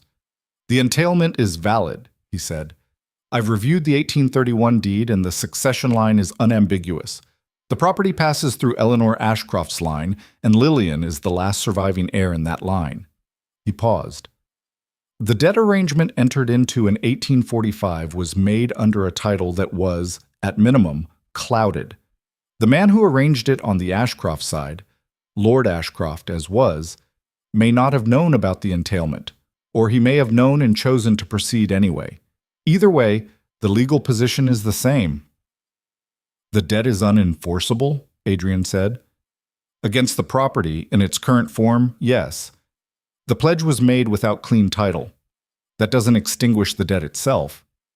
There may be other assets against which a claim can be made, but it means the manor cannot be taken in satisfaction of that debt." Whitmore looked at Lillian. "And the entailment, properly filed and substantiated, establishes you as the rightful owner of Ashcroft Manor, not a claimant, not a petitioner, the owner." She absorbed that. Let it sit in her chest with the weight it deserved. Owner, not borrowed, not contingent, not subject to a signed document from a frightened woman who wanted to make her disappear. "How long will the formal process take?" she asked. "The filing is immediate. An injunction against any further transfer or encumbrance of the property that I can have within 48 hours, given what we have." He paused. "A full resolution through the court will take longer. Months, possibly. If it's contested, it will be contested," she said. "Yes, I expect it will." He looked at her steadily. "But the evidence you've compiled, 14 months of documented discrepancies, the original records from the chest, the personnel cross-references, that's not nothing. That's a substantial record, built without institutional support, without legal standing, without anyone having any particular reason to think you were building it." He paused again, and this time the pause had something in it that might, from a more expressive man, have been admiration. "It's quite remarkable, frankly." "It needed doing," she said. Whitmore looked at her for a moment. Then he said, "Yes, it did." Jian. She stayed in Newcastle for 3 days. There was work to do. Statements to be formally recorded, documents to be organized for the court filing, the specific procedural machinery of legal action to be set in motion. She did all of it with the same focused patience she brought to ledger reconciliation, which Whitmore began to remark on with the frequency of someone who had stopped finding it surprising and started finding it useful. "You should have been a solicitor," he said on the second day, in the tone of a man who has just paid someone the highest compliment available to him. "I wasn't given the option," she said. He looked at her briefly, the brief look of a man who has said something without thinking about all its implications. And then he said, "No, I suppose you weren't," and went back to the document he was reviewing. Adrian was in Newcastle for the first 2 days and left on the third morning for London. There were things there that needed his direct attention, legal threads connecting the Caldermere estate to the original debt arrangement that needed to be followed carefully to ensure that the resolution didn't create new complications. He had, Whitmore told her, already instructed his own London solicitors to coordinate with Whitmore's chambers. He had also, she learned through Cartwright rather than directly, provided a formal written statement to the filing confirming what he knew about the original debt arrangement and the circumstances of the 1845 pledge. A statement that was, Cartwright noted, considerably more damaging to the opposing case than was strictly necessary for Adrian's own legal interests. She read that statement. He hadn't needed to include half of what was in it. He'd included it because it was accurate, and because accuracy mattered to him more than convenience. She filed that in the drawer. That one she thought she might actually open someday. On the evening of the third day, she sat in the room Whitmore's clerk had arranged for her at an inn 2 streets from the chambers, and she looked at the wall, and she thought about going back. Not thought about it the way she'd been thinking about it since Newcastle, as a procedural question, a timetable matter, when Whitmore said the filing was ready and the injunction was in place and it was time. She thought about it as a real physical act. Walking up the approach road of Ashcroft Manor and going through the front door instead of the servants' entrance. Standing in the room she'd moved through for 16 years in the invisible position and occupying them differently. Looking at the people who had managed her erasure with such consistent, practiced ease, and having a different conversation with them than the one she'd been having her whole life. She was not sure she knew how to do that. She was aware that the legal claim and the right to occupy her own property were one thing, and actually being the person who occupied it was another. She'd spent 23 years constructing herself for a particular context, and that context was about to change fundamentally, and the construction, whatever she'd built to survive, was going to have to change with it. She wasn't sure yet what she'd be building instead. She didn't think that was something she needed to know tonight. What she knew tonight was that she was tired and her back hurt from 3 days of hunching over documents, and the oatmeal at this inn was better than the oatmeal in Durham, but still not good, and tomorrow she was going home. Home. That word. She tried it in her mind carefully, the way you try weight on an uncertain floor. It held. Whitmore's clerk drove her back in a hired carriage, which she'd argued against on the grounds of unnecessary expense until Whitmore pointed out that she was, pending formal resolution, the owner of a 40-acre estate in Northumbria, and the expense was relative. She'd stopped arguing, which was not the same as agreeing, but was the pragmatic choice. She arrived at Ashcroft Manor on a Friday morning, 11 days after she'd left through the East Garden Gate in the dark. The approach road looked the same. Of course it did. Roads didn't change in 11 days, and neither did stone facades or the particular arrangement of the bare winter trees in the front approach. Everything was the same and entirely different, and she sat in the carriage and watched the manor come closer, and felt the specific gathering sensation of a person who has decided to do something and is now in the irreversible portion of having decided. The carriage stopped. She got out. The front door opened before she reached it, not because anyone was welcoming her, she understood immediately, but because someone had been watching from the window. Thomas, it turned out. He was standing in the doorway with the wooden expression he'd worn when he delivered bad news, but different now. Tighter around the jaw, with something in his eyes that looked like the complicated relief of a person who had been holding their breath. "You came back," he said. "Did you think I wouldn't?" He looked at her coat, the leather satchel in her hand, the carriage behind her. "I hoped," he said. "There's a difference." She came through the front door. She had never, in 16 years, come through the front door of Ashcroft Manor. Not while once. The front door was for family and guests. She had always used the servants' entrance off the East Garden path, the same entrance she'd used as a child of 7 following her mother through the morning dark. She'd gone through that door so many times it had stopped registering as a choice and become simply the fact of how she moved through the world. She came through the front door, and the hall was there, the same hall she knew from observing it during Lady Ashcroft's guest arrivals. The stone floor, and the high ceiling, and the family portrait on the east wall that she had passed by 1,000 times from the servants' corridor and never stopped to look at directly. She stopped and looked at it now. It was a painting of 3 people, a man in formal dress, a woman beside him, and a young girl standing slightly in front of them with the upright, unsmiling posture of 19th century portraiture. Below the painting, on a small brass plate, a name, Ashcroft, 1828. She looked at the woman in the painting for a long moment. The woman had a particular quality of stillness that might have been a painter's convention and might have been something else. She had dark hair and an expression that gave nothing away, and something about the set of her shoulders was familiar, in the way that reflections are sometimes familiar, seen at an unexpected angle. She moved on. Mrs. Drummond appeared from the direction of the kitchen corridor, moving with the purposeful walk of a woman who had been told something was happening and had come to assess it directly. She stopped when she saw Lillian. Her expression went through several rapid adjustments. Surprise, then something more complicated, Then a careful settling that was the expression of a professional deciding how to respond to a situation she hadn't fully resolved. "Miss Ashcroft," she said. The miss was there. Same as always. But the tone was different. Fractionally, carefully different. The way a room is different when someone has opened a window. "Mrs. Drummond," Lillian said. A pause. "The filing was received yesterday," Lillian said, "from Whitmore's chambers. Mr. Whitmore's clerk will be here on Monday to discuss the formal transfer arrangements."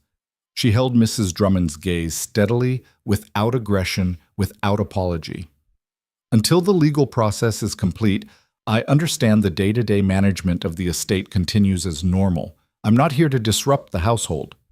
Mrs. Drummond looked at her for a moment, a long moment, during which many things appeared to move across her expression and be managed back below the surface.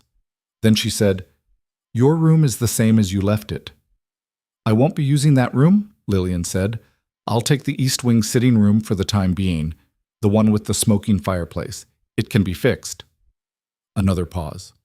Shorter this time. "I'll have it prepared," Mrs. Drummond said. She moved away. Lillian watched her go, and she felt the specific quiet of a territory that has shifted.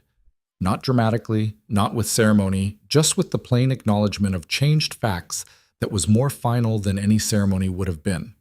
Thomas was still in the hall. He was watching her with the expression of someone attending something he'll remember. "Where's Harwick?" she said. His expression shifted. He's been managing things," Thomas said, which was the careful language of someone who knew more than he was saying and was deciding how much to share. "Since you left." He told the staff the constable matter was resolved. A pause. Nobody believed him, but nobody said so. "And Lady Ashcroft?" "In her rooms. She hasn't come down much." She nodded. She would speak with Lady Ashcroft. That conversation was coming, and she wasn't looking forward to it, and it needed to happen anyway. But not today. Today she was going to examine the East Wing sitting room and find out how bad the chimney was, and eat something that wasn't carriage food, and let the first 24 hours of this new arrangement settle before she started having the conversations that required full alertness. "Thomas," she said. He looked at her. "You told me to go," she said. "That night. You didn't have to do that." He was quiet for a moment. "No," he said. "I suppose I didn't." "It mattered," she said. "I want you to know that." He looked at the floor, then back at her, with the expression of someone receiving something they weren't expecting and aren't sure how to hold. "Yes, miss," he said. And then, catching himself, "Yes, Miss Ashcroft." She went up to the East Wing. Harwick came to find her that afternoon. She'd expected it. Not the timing exactly, but the visit. He was a man who operated by controlling information, and the information he was working with had just been fundamentally altered. He needed to understand what he was facing. She understood that impulse. She'd had it herself often enough. He knocked. She noted the knock. He had not knocked on the records room door when he came to find her there. This was a recalibration. "Come in," she said. He entered. The East Wing sitting room was in better condition than she'd given it credit for. The furniture was decent under the dust sheets.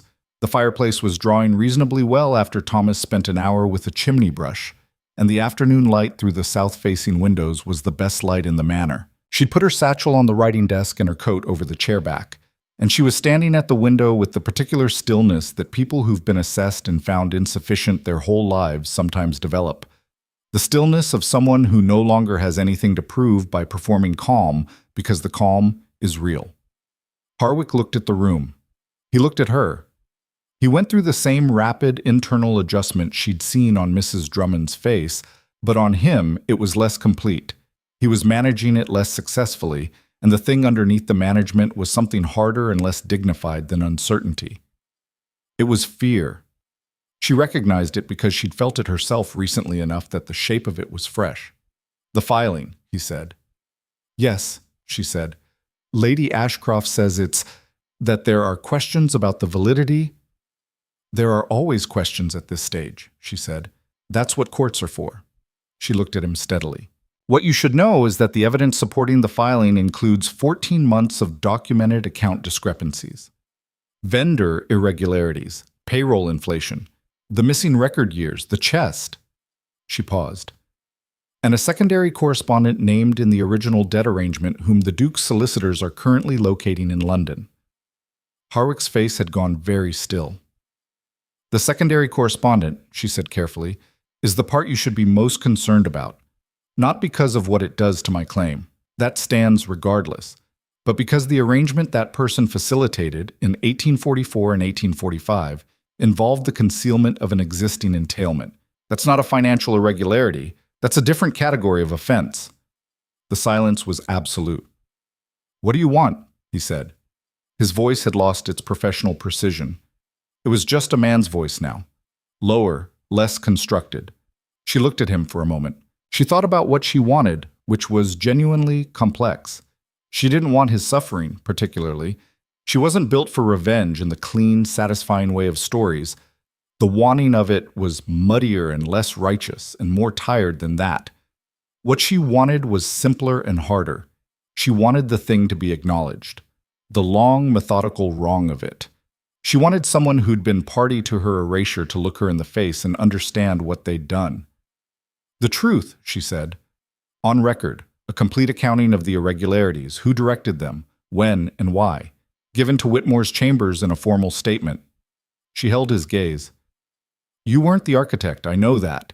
The architecture was older than you, but you maintained it, and you did it well, and you made sure the missing years stayed missing. She paused. I want a full statement. What happens after that is between you and the court. He looked at her for a long, unreadable moment. You'd be satisfied with that, he said. A statement. I'd be satisfied with the truth, she said. I've been satisfied with less for most of my life. I'd prefer not to continue that pattern. He left without answering. She watched him go, and she didn't know if he would give her what she'd asked for, or if he'd spend the next month with a solicitor trying to find a way through that didn't require his honest account of anything. She told him the truth about his options, but people didn't always choose the sensible path when the sensible path required them to see themselves clearly. She went back to the window. Outside, the 40 acres of Ashcroft Manor lay under the flat November sky. The fields, the garden with its frost-hardened paths, the approach road disappearing into the tree line, the outbuildings and the tenant cottages visible in the middle distance. She'd walked all of it. She knew the way the light fell on the east field at different times of year, knew which part of the garden path held its frost longest, knew where the drainage was bad, and which tenant had a roof that needed attention. She'd known all of it for years, as a person who maintained someone else's records. She was beginning to understand it now as something different. Lady Ashcroft came to her. That was the thing she hadn't anticipated, not the visit, but the direction of it. She'd been prepared to go to Lady Ashcroft's rooms to knock on the door of the woman who had managed this household for 30 years and have the conversation that neither of them wanted on the other woman's territory. Instead, on the second evening of her return, there was a knock on the East Wing sitting room door, and Lady Ashcroft came in. She looked smaller than usual. Not physically, she was the same height, the same upright bearing she wore like a second skeleton. But there was something diminished in the room she carried with her, the architecture less complete, the formal scaffolding showing its seams. She sat down without being invited, which, under the circumstances, was almost funny. I want to tell you something, she said. Lillian waited. I knew about the entailment. Lady Ashcroft's voice was even, controlled. The voice of a woman who had decided to say something and was going to say it with as much dignity as remaining dignity allowed. Not when it was created. I was a child. But my husband told me before he died. He told me there was a document that had been set aside and that it concerned a prior claim and that the claim would complicate the estate's financial position. She paused. He told me to leave it alone. And you did, Lillian said. I didn't... She stopped, started again. I didn't know it was you. I didn't know the heir was here, in this house. I thought the line had died out entirely, that there was no one to claim it, that the document was a historical remnant with no present consequence. Her hands were folded in her lap with the tight, over-controlled stillness of someone keeping them from moving. When I realized, When Harwick came to me last month and told me what you'd been doing, what you'd found, and then the Duke arrived and I started to understand that the person who had been here for 16 years, she stopped again. Lillian looked at her. Lady Ashcroft's face had the expression of a woman at the end of a long justification that she'd finally heard from the outside, from the position of someone else, and found inadequate. I handled it badly, Lady Ashcroft said. I tried to manage it the same way I'd managed everything for 30 years. Keep it quiet, keep it contained, make the inconvenient thing go away. She looked at Lillian directly for what might have been the first time in their shared 16 years. I told myself you had no standing, that the legal question was uncertain, that you weren't someone it mattered about, Lillian said. Lady Ashcroft flinched, a small one, quickly contained. Yes. The room was quiet. Lillian thought about what she wanted to say. She had a range of available responses, and she'd learned over years of strategic interpersonal management to pick the response that served the situation rather than just the emotion. The emotional response was there, large, complicated, with sharp edges she hadn't finished mapping. The emotion had room for anger and grief, and the particular exhaustion of having been managed by people who knew better. And something underneath all of it that wasn't forgiveness exactly, but was adjacent to it and was equally inconvenient. I'm not going to pretend this is simple, she said. What was done here, over a long period, by a number of people, was not simple. She paused. But I also know that most of it wasn't done to hurt me specifically. It was done to preserve something, and I was in the way of the preservation, and that's a different kind of wrong. Not smaller, different. Lady Ashcroft looked at her. The estate will go through a formal process, Lillian said. Whitmore's chambers will manage the legal proceedings. There will be things required of you. Statements, access to records. I'd ask that you cooperate with those requirements. A pause. I'd also ask that you speak with Harwick. Whatever he tells you, whatever he's weighing, a voluntary statement is better than a compelled one. For him. I'm not in the habit of wanting worse outcomes for people than are necessary. You're being... Lady Ashcroft stopped. I'm being practical, Lillian said. I found it more durable than the alternative. A long silence. Then Lady Ashcroft did something that Lillian had never, in 16 years, seen her do. She unfolded her hands, the tight, controlled stillness released, and she sat in the chair with her hands open in her lap. And she looked at them, and she looked old and tired and like someone finally putting down a weight they'd carried wrong for too long. Your mother, she said. Eleanor's daughter. She was good at her work. Quiet. Excellent seamstress. She paused. I didn't know her well. I should have known her better. Lillian looked at the window. The dark had come fully down outside, and the glass showed her a faint, doubled reflection. Herself and the room behind her, and Lady Ashcroft sitting with her hands open. Her name was Margaret, Lillian said. She liked the garden in the mornings. She used to take me out before the household woke up, when the paths were cold. She paused. I think she knew something was complicated about our position here. She never told me why. She might have been trying to protect me from it. She probably was, Lady Ashcroft said quietly. They sat with that for a moment. Two women and the complicated, imperfect, unresolvable thing between them, and the January cold pressing in against the windows, and the fire that Thomas had built in the sitting room's recently functional fireplace, crackling with the slightly unpredictable energy of a chimney that had been cleared but was still finding its rhythm. Harwick gave his statement 4 days later. Not a full one. She'd known it wouldn't be fully complete, that there would be things he held back and angles he protected, but substantive. Enough. Whitmore's assessment, delivered in the dry professional tone she'd come to read like a language, was that the statement combined with the documentary record would be sufficient. Combined with the testimony of the secondary correspondent in London, who had turned out, under the pressure of Adrian's solicitors and the evidence already in Whitmore's hands, to be considerably more willing to speak than anyone had expected, it would be more than sufficient. She heard that on a Thursday afternoon. She was in the East Wing Library, which was where she did her thinking now, the same way she'd always done her thinking there, except that nobody was going to send her to the laundry corridor tomorrow. She sat with the news for a few minutes. Let it be real. Let the weight of it settle from her shoulders the way weight settles when you've carried it long enough that you don't always feel it anymore, and its absence is its own sensation. She went to find Thomas.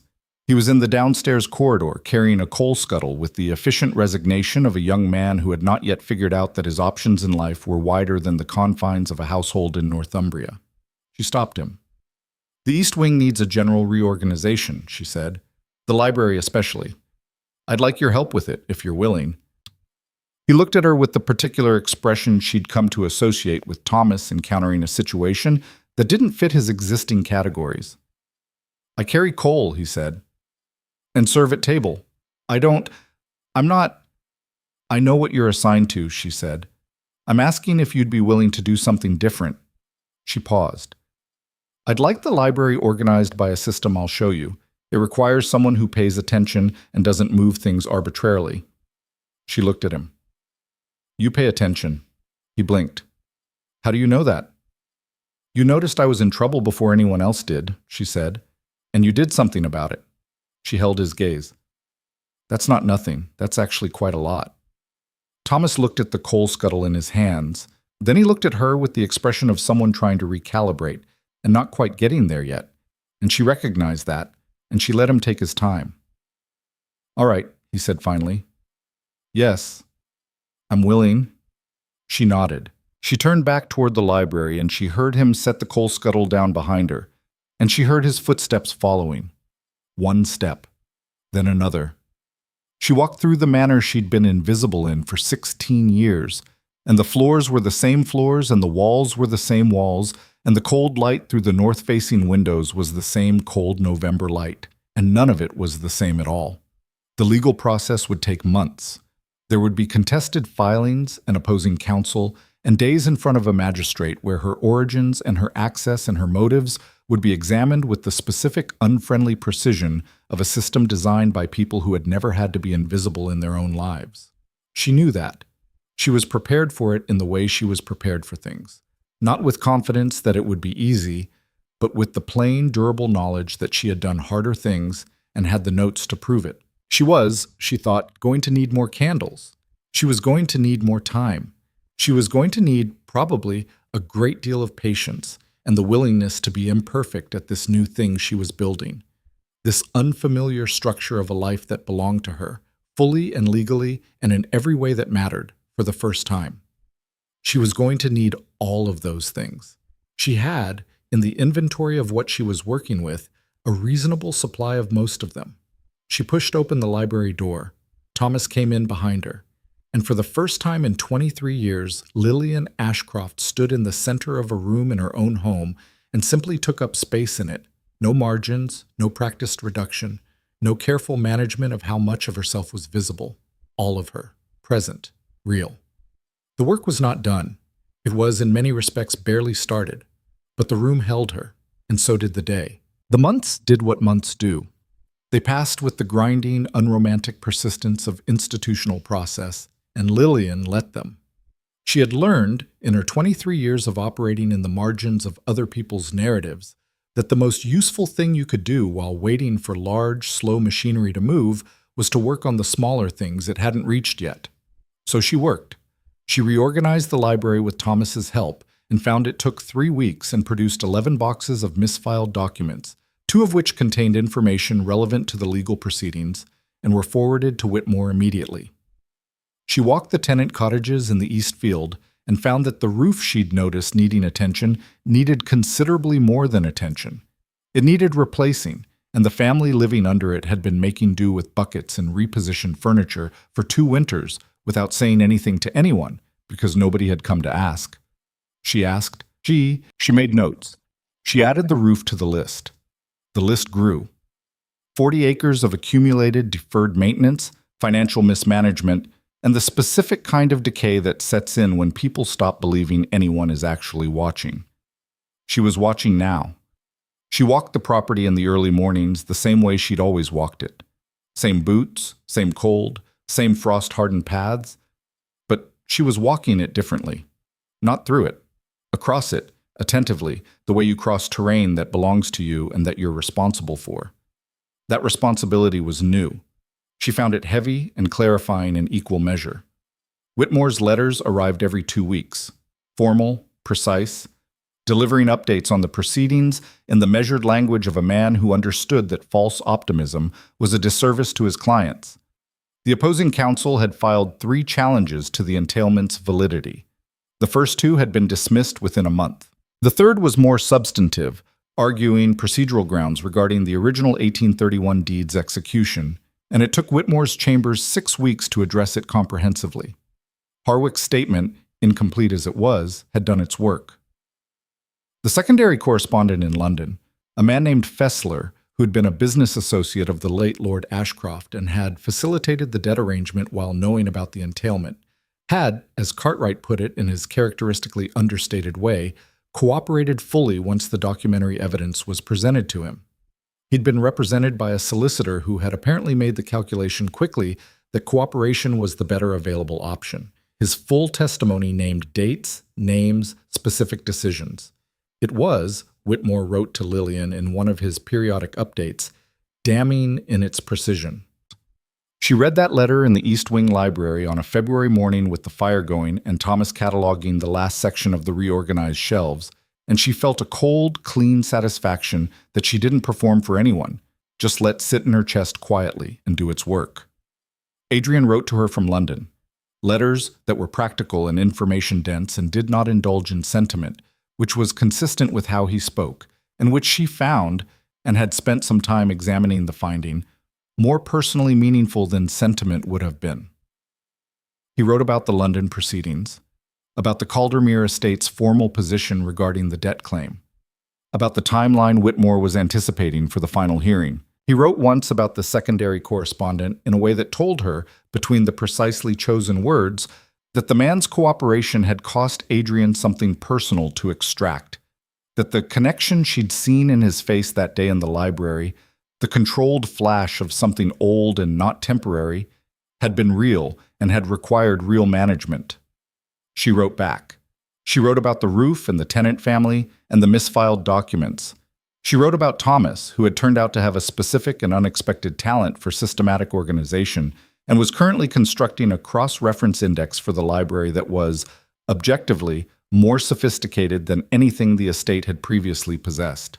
She wrote about the East Garden in February, how the frost came differently in late winter, less aggressive, more resigned, the cold accepting its own end. She did not write about the drawer, the one she kept the things in that she hadn't opened yet. She wasn't ready. She was aware she wasn't ready.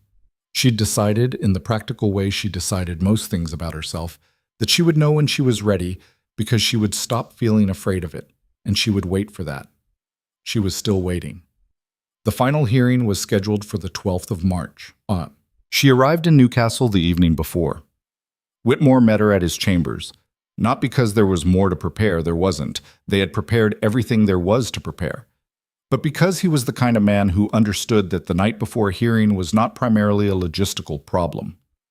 She sat in his office, and he poured 2 small glasses of something from a bottle in his desk drawer that he didn't label and she didn't ask about.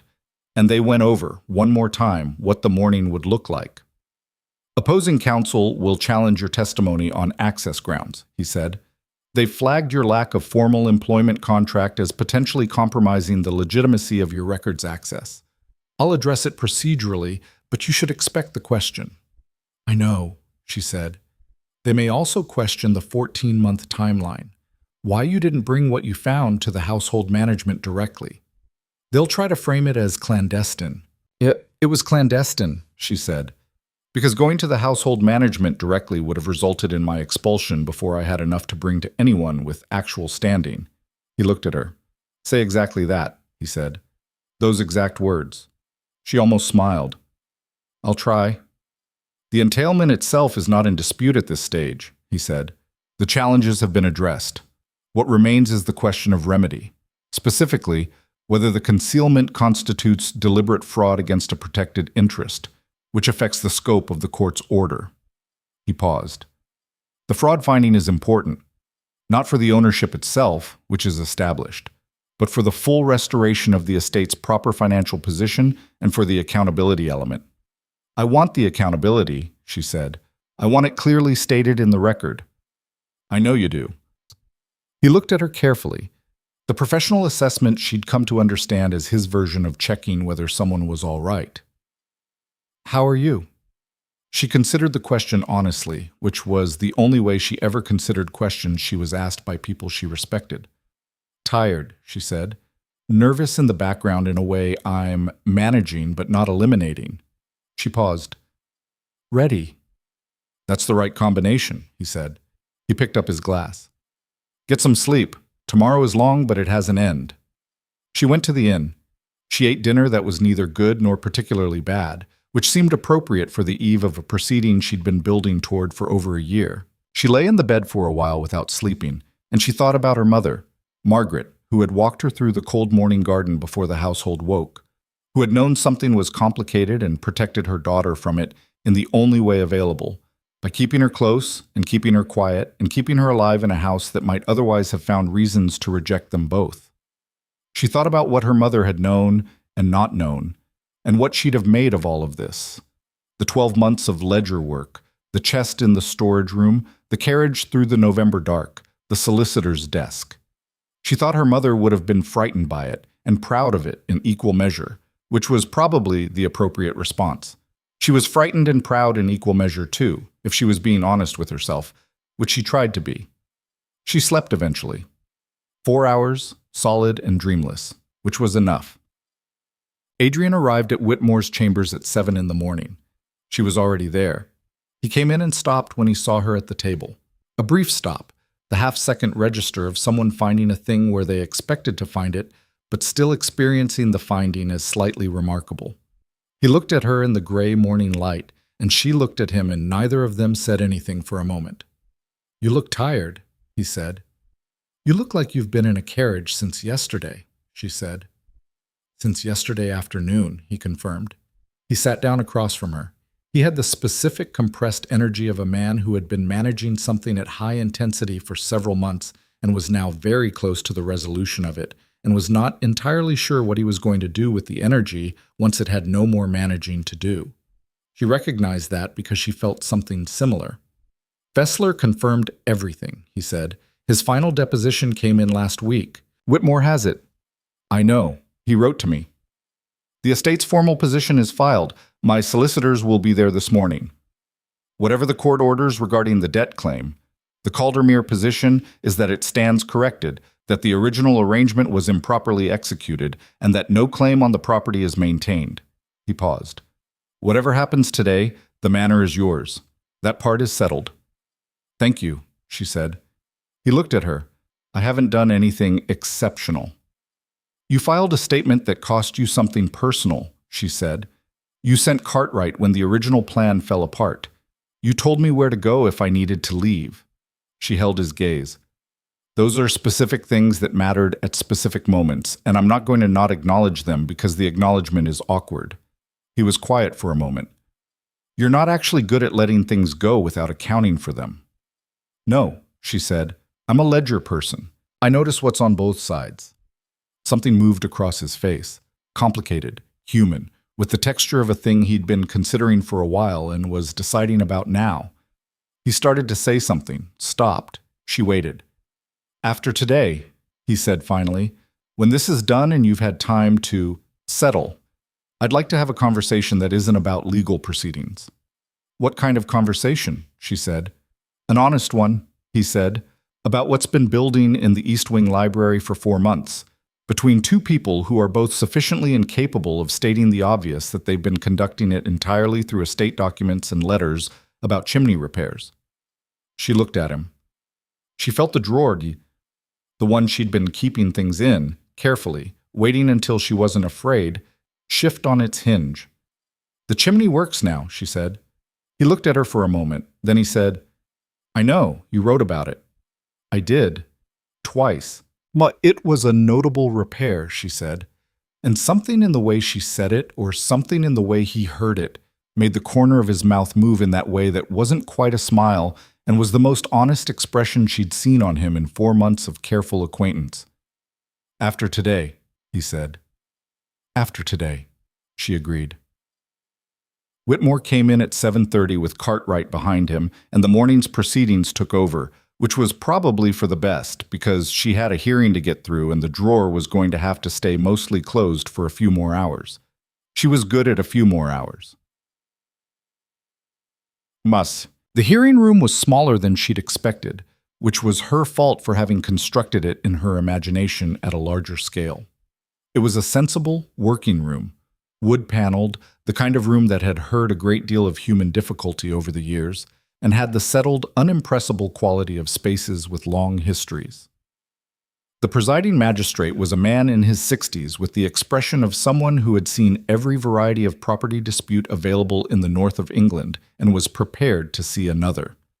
Opposing counsel was a solicitor named Aldgate, precise, compact, the sort of man who filed challenges on procedural grounds, not because he believed them, but because the procedure of challenging was the tool available to him and he used his tools. He looked at Lillian when she entered, and his assessment of her was professional and rapid, and she could see in the set of his expression that he had made a calculation about how to handle her and was going to proceed with it.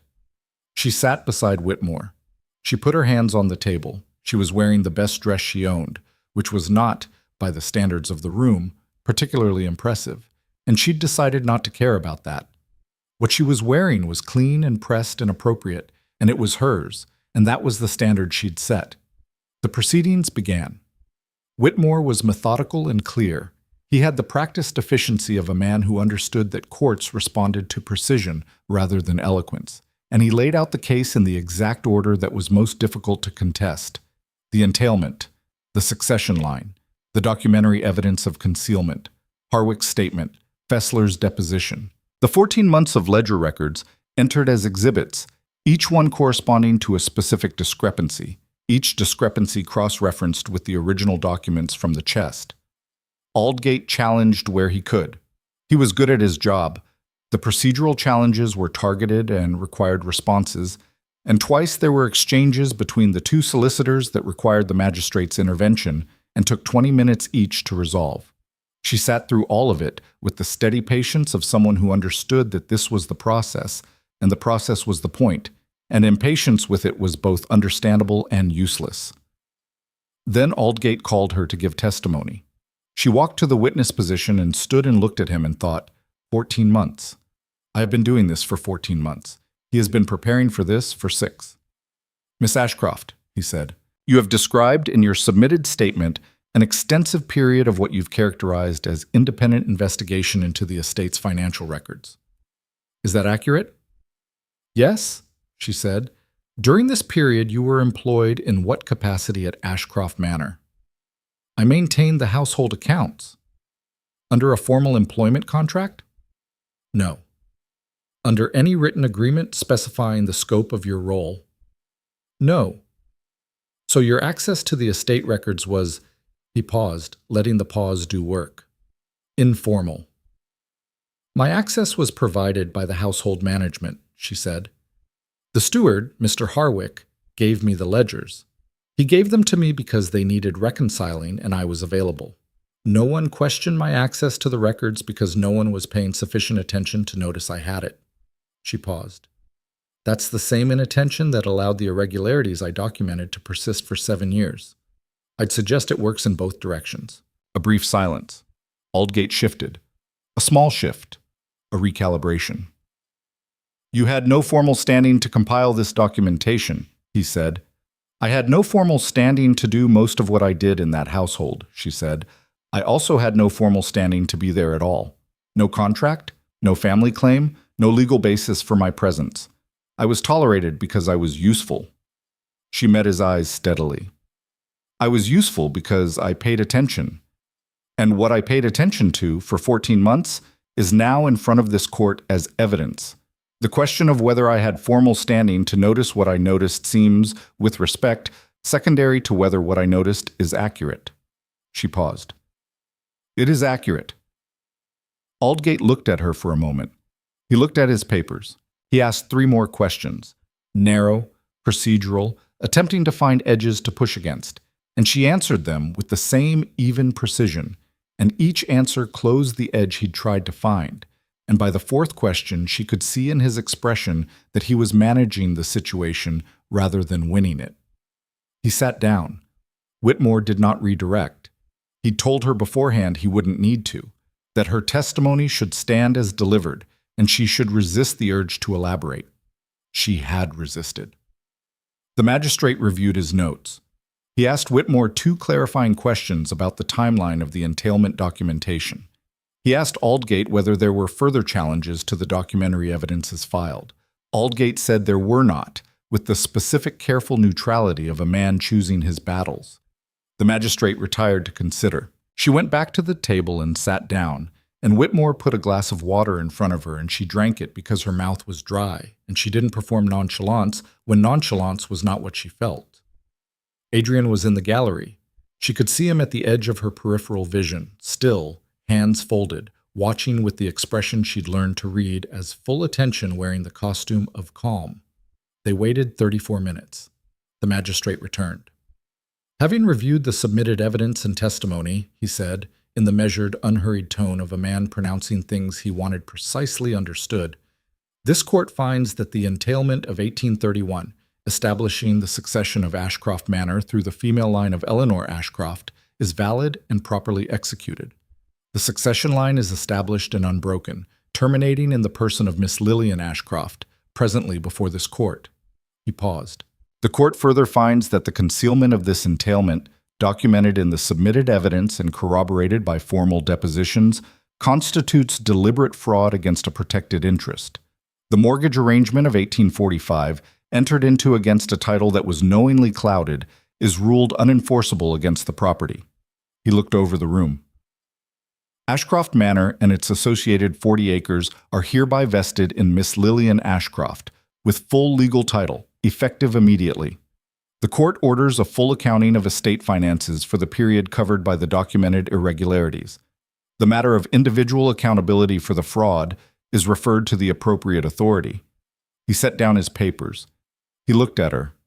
"Congratulations, Miss Ashcroft," he said, with the dry professional warmth of a man who did not say that often. "The estate is yours." What? She didn't cry. She'd thought she might, had considered the possibility in the abstract way she considered uncomfortable contingencies, and had decided she probably wouldn't because she generally didn't, but she hadn't been entirely certain. She didn't. What happened instead was that everything went very quiet inside her for a moment. The way it goes quiet after a long, loud thing finally stops. The quiet that is the shape of the noise that preceded it. Then Whitmore shook her hand. Then Cartwright. Then Adrian, who came down from the gallery and stood in front of her and said nothing for a moment, and she said nothing.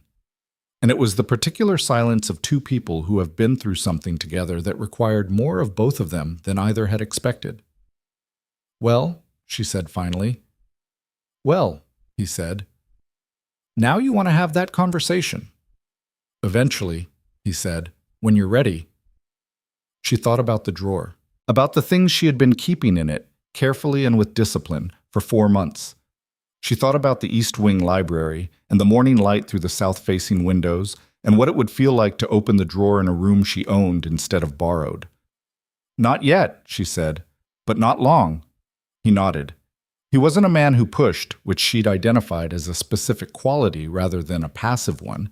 It was a choice he made, repeatedly, because he understood that things that mattered needed their own time. She appreciated that. More than she'd told him, she'd add it to the ledger. She went back to Ashcroft Manor on a Friday. Same approach road, same stone facade. The late winter light different from November, less resigned, something in it that was working toward something else. Not quite spring, but the direction of it. She came up the approach road in Whitmore's hired carriage one last time, and she sat forward and she looked at the manor and she let herself feel what she felt about it without managing it. It was complicated. It was complicated in the way that 16 years of a place compresses into something that has too many layers to be simply one thing. She had been unhappy here, in the invisible, erosive way of sustained not belonging.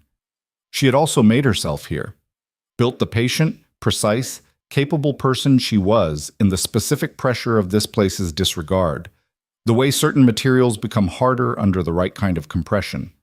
She would not sentimentalize that. The compression had not been given to her as a gift, but she'd used it, and the using was hers. She came through the front door. Thomas was waiting. She'd written to him about the hearing date, and she'd suspected he'd be watching. He was wearing the expression she'd come to think of as his real expression, the one underneath the household footman neutrality, which was attentive and slightly uncertain and entirely genuine. "It went well?" he said. "It went well," she said. He exhaled. Then he said, "Mrs. Drummond wanted me to tell you the east sitting room fire is lit, and there's a decent dinner on for tonight if you're back in time. She said—" He paused, with the precision of someone delivering a message whose phrasing they want to get exactly right. "She said to tell you that the household is ready to continue under whatever direction you give it." "She said that," Lillian said. "Those exact words." She considered that. Mrs. Drummond had been managing this household for 20 years with the specific competence of someone who survived institutional changes by being indispensable. She was indispensable. That didn't go away because the institution had changed. If anything, it was more true now, when there was actual management to do rather than the performance of it. But the fact that she'd sent that message, those specific words, on this specific evening, that was an acknowledgement, not an apology, and she didn't require one. An acknowledgement. "Tell Mrs. Drummond I'd like to meet with her tomorrow morning," Lillian said. "Not to give direction yet, to listen. I want to understand what the household needs before I start deciding what it's going to get." Thomas blinked. "That's not how it usually—" "I know," she said. "It's how it works now." She went up to the east sitting room. The fire was lit and the chimney was functioning cleanly, the smoke going exactly where it was supposed to go. She took off her coat and sat in the chair by the window and looked out at the 40 acres of late winter Northumbrian land. The fields going gray-brown in the fading afternoon, the east garden with its bare paths, the tenant cottages with their lights beginning to come on one by one against the early dark. She sat with it for a while, the whole of it, not trying to think about any one piece, just letting the accumulated weight of the day and the months and the years and the specific, impossible-to-summarize experience of being here, now, herself, fully, be present without being managed. It was large. It was uncomfortable. It was nothing she'd been given and everything she'd built. And it was hers. She thought about her mother. She thought about the early morning garden walks, the cold paths, the pre-dawn quiet when the household hadn't woken yet, and it was just the two of them and the frost. Her mother had known the house was complicated and had protected her from it, and had died before she could tell her why, and that grief was its own thing. Not fresh anymore, not the raw grief of a 7-year-old, but the permanent structural grief of someone who has built themselves without one of the walls and knows what's missing and has learned to build around the absence without pretending it isn't there. She let herself feel that. She didn't file it. She thought about what the estate needed: the roof on the east cottage, the drainage in the north field, the tenant contracts that needed reviewing. She'd found 3 that were structured in ways that were legal but unfair and that she intended to renegotiate. She thought about the library and Thomas's cross-reference index and what it would look like to run a household as something other than a performance of authority and something more like an actual functioning enterprise, accountable to the people who lived in it and on it. She thought about the drawer. She thought, ready. Not perfectly ready. She wasn't sure that existed, for her or anyone, and she'd stopped waiting for the perfect version of things some time ago. But ready in the way she was ready for most things. Informed, clear-eyed about the risks, and in possession of the specific, unglamorous, entirely reliable conviction that she could do the work. She picked up the pen from the desk. She pulled the notebook from the satchel. She started the list. Not the deferred maintenance list, she had that already. A different one. The things she wanted to do. The actual shape of this place as she wanted to build it. Which fields would be returned to tenant management under fair terms? Which sections of the garden would be replanted? What the library would become? Which of the staff had skills she'd noticed and not been able to acknowledge? Thomas's name was first on that list. He'd get a different title and different work and different pay, and he'd probably be uncertain about it for a while, which was fine. New things required adjustment. She knew that. The fire cracked and settled. Outside, the last of the afternoon light went down behind the tree line, and the Northumbrian dark came in with the slow, unhurried inevitability of a thing that owned the night and wasn't in any hurry about it. She wrote. The list grew. Adrian came the following week. He came in the afternoon, on a Tuesday, which was not dramatic or ceremonial, just a Tuesday afternoon in late March with the first actual suggestion of warmth in the air. He came through the front door because she'd told Thomas to expect him, and Thomas brought him to the library, which was where she was working, which was where she always was. He stood in the doorway for a moment, looking at the library. The reorganization was complete. Thomas's cross-reference index on its dedicated shelf, the records arranged by year and category with the clean logic of a system that had been thought through rather than accumulated. Light through the south windows. The fire in the functional fireplace. It looks different, he said. It is different, she said. Sit down. He sat. She finished the notation she was making and set the pen down and looked at him, directly, fully, without the careful management of how much of herself was visible. She'd been practicing that. It was still slightly uncomfortable. She was getting better at it. You wanted a conversation, she said. I did. An honest one. Yes. She looked at him for a moment.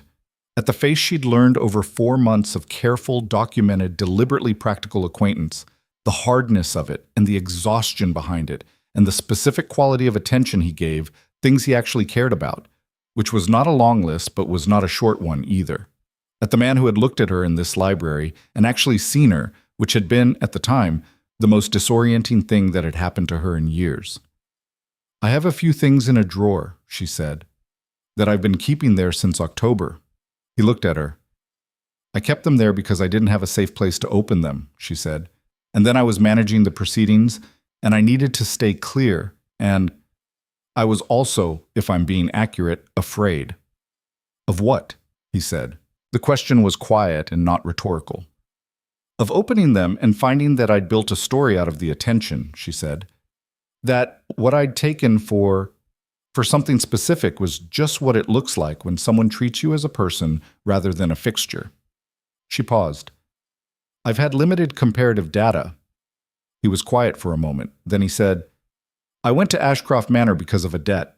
I stayed for the records. A pause. I'm here now in March for neither of those things. I know, she said.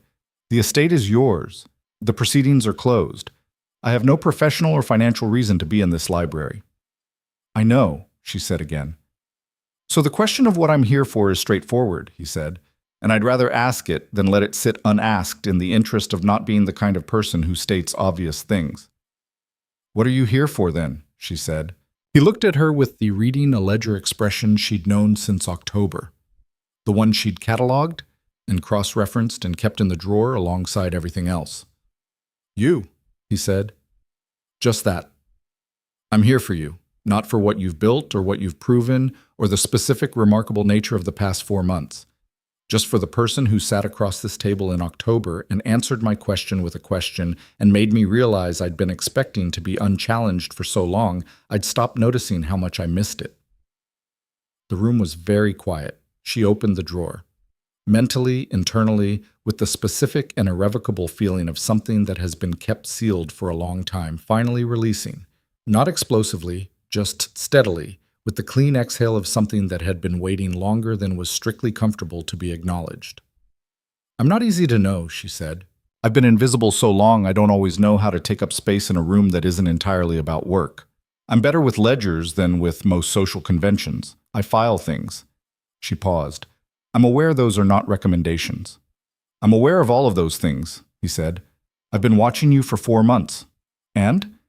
And I'm still here, he said simply. On a Tuesday, in March, with no professional reason. She looked at him. He was not a perfect man. She knew that with the specific clarity she knew most things, which was clearly and without sentimentalizing. He was private in ways that sometimes became walls, and he had the particular blind spots of someone who had been powerful for long enough to stop noticing where it curved. He was also honest in the way that mattered, and attentive in the way that mattered, and had a capacity for seeing people that was neither common nor simple.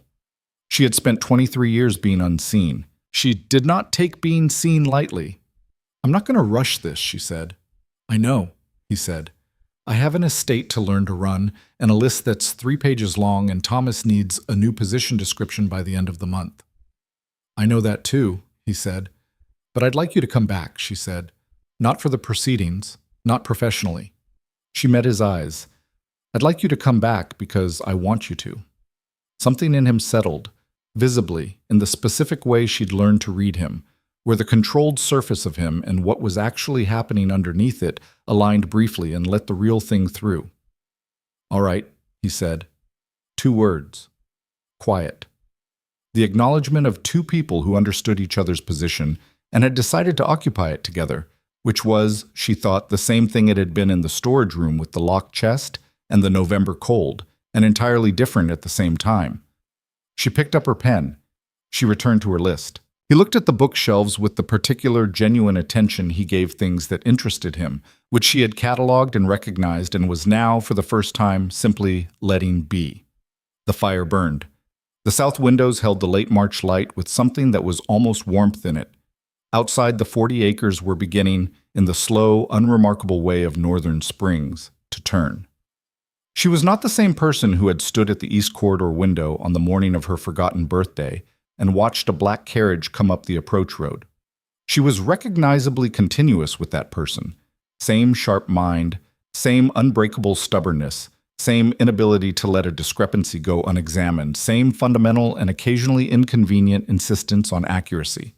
But she was not invisible anymore, and she was not borrowed, and she was not filed in the margins of someone else's account of the world. She was, for the first time in 23 years, the primary record, the one everything else was cross-referenced against.